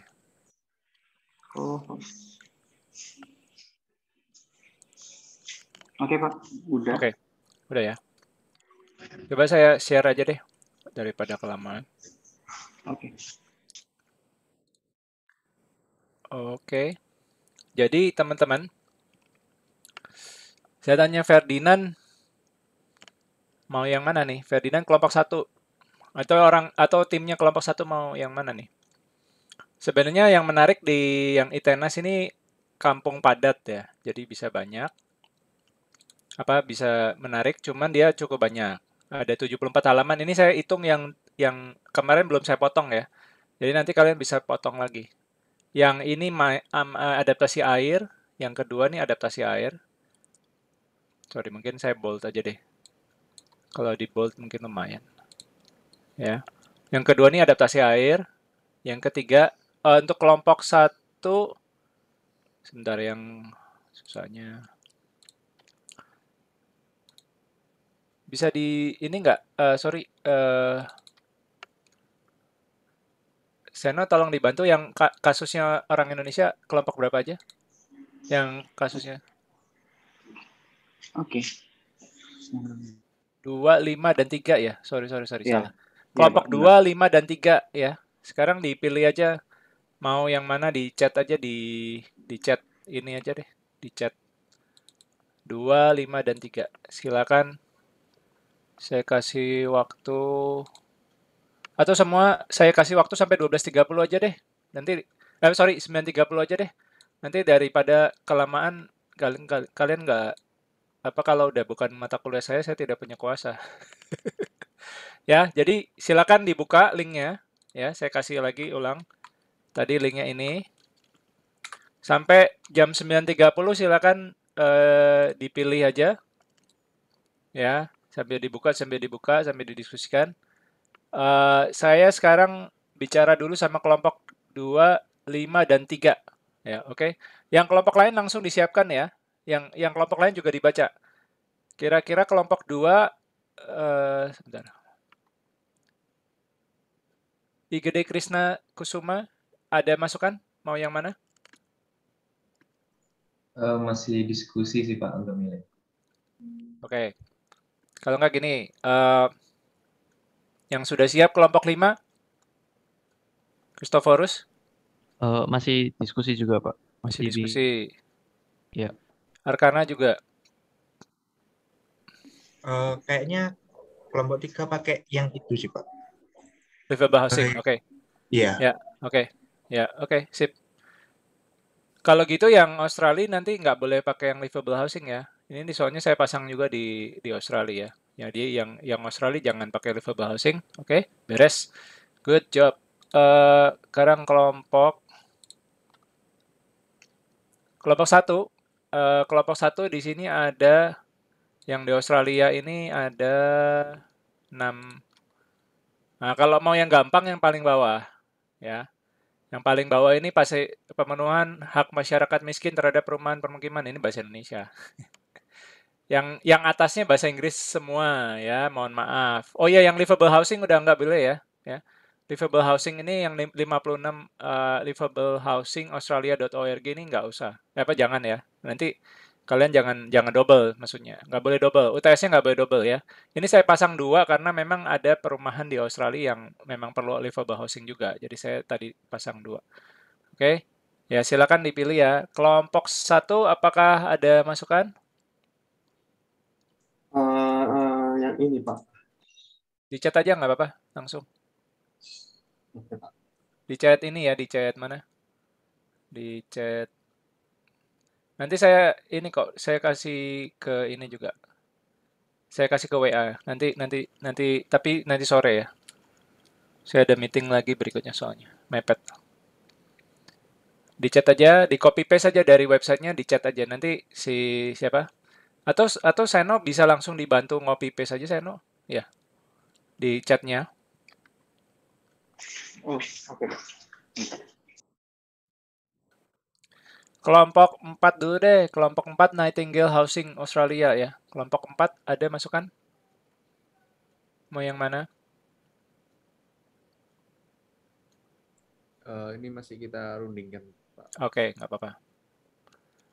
Yang kelompok terakhir, kelompok 6 ya. Kelompok 6. Yang Australia ini, yang Singapura ini saya udah lihat kan. Sebenarnya dia lebih lebih ke Housing Development Board ya. Jadi dia memang ke pemerintah. Kenapa saya pilihkan kasus-kasus paper yang pemerintah bukan yang swasta? Karena kalau ke swasta kan model pengadanya lebih gampang ya. Oke, jadi model pengadanya akan lebih gampang. Oke, jadi rasanya mungkin nggak masalah lah nanti ditambah lagi paper. Nanti saya akan siapkan paper lain. Bentar. Saya akan siapkan paper lain untuk UAS-nya yang bisa membantu Anda. Tapi kalau untuk UAS bebas ya. Jadi kalau untuk UTS itu Anda harus ikut saya. Tapi kalau untuk UAS atau gini, yang untuk UAS nanti kita bisa konsultasi lagi ya. Kalau ada paper yang di luar dimensi yang saya sudah cari kemarin malam di dimensi cukup banyak. Cuman kalau misalkan Anda bilang, Pak, saya ketemu paper di luar dimensi yang mau saya ikutkan, ya. Jadi untuk UTS, ini aja yang list yang barusan saya kasih. Untuk UAS, itu paper yang saya kasih plus ini. Plus ada paper-paper untuk UAS dan boleh jurnal dimensi. Jurnal dimensi saya carikan karena kita udah mulai publikasi bahasa Inggris dari 2015, sayangnya bahasa Inggris semua. Oke. Saya rasanya masih bisa mentoleransi kalau pakai jurnal tahun dulu ya, tahun yang 2000 berapaan boleh lah. Kalau kalian kesulitan bahasa Inggris, kan ini bukan mata kuliah berbahasa Inggris. Jadi kan pengantar permukiman dalam bahasa Indonesia. Jadi masih boleh ya. Cuman kalau bisa pilihlah jurnal-jurnal. Kalau untuk UAS nanti kita pilih jurnal yang terbaru ya, kalau bisa gitu. Oke, saya izin leave dulu. Seno tolong dipandu ya. Oke, Pak. Sampai jam 9.30. Oke, kelompok 4. Oke, nanti saya juga nanti malam ini sore juga download ini kok, download rekaman ini. Jadi Seno selain di copy paste nanti saya juga ada. Tapi Anda kalau bisa copy paste ya. Oke. Iya Pak, baik Pak. Oke, silakan Seno lanjut ya. Saya izin leave ya. Thank you. Makasih teman-teman. Makasih. Makasih Pak. Mari.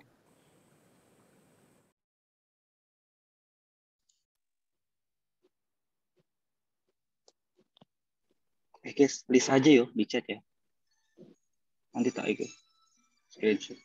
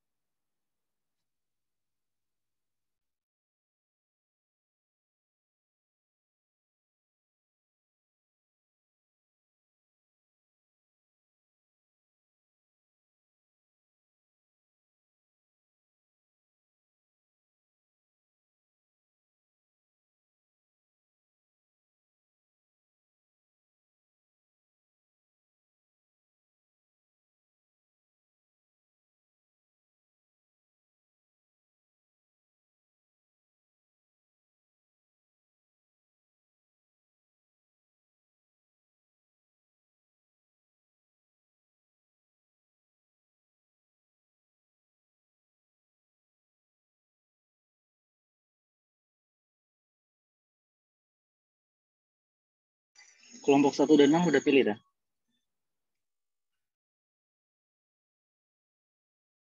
Sabar Seno, lagi diskusi. Oke.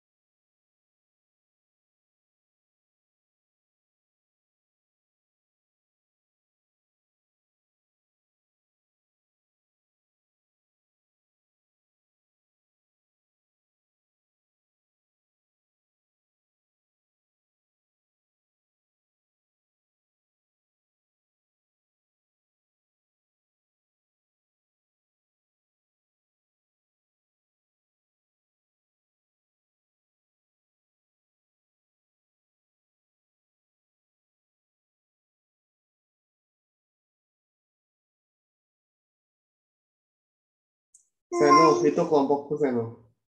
Oke, kelompok 6. Bisa kelompok 6 gimana? Bentar, Sen. Oke, next. Thank you.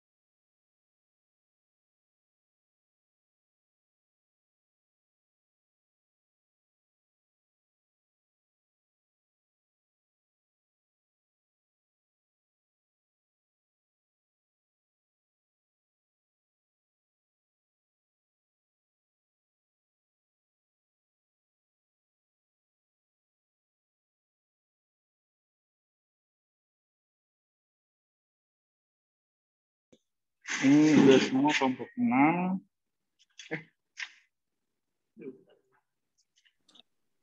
Yang Stephen Karins kan?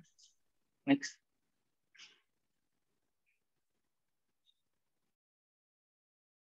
Iya, Sen.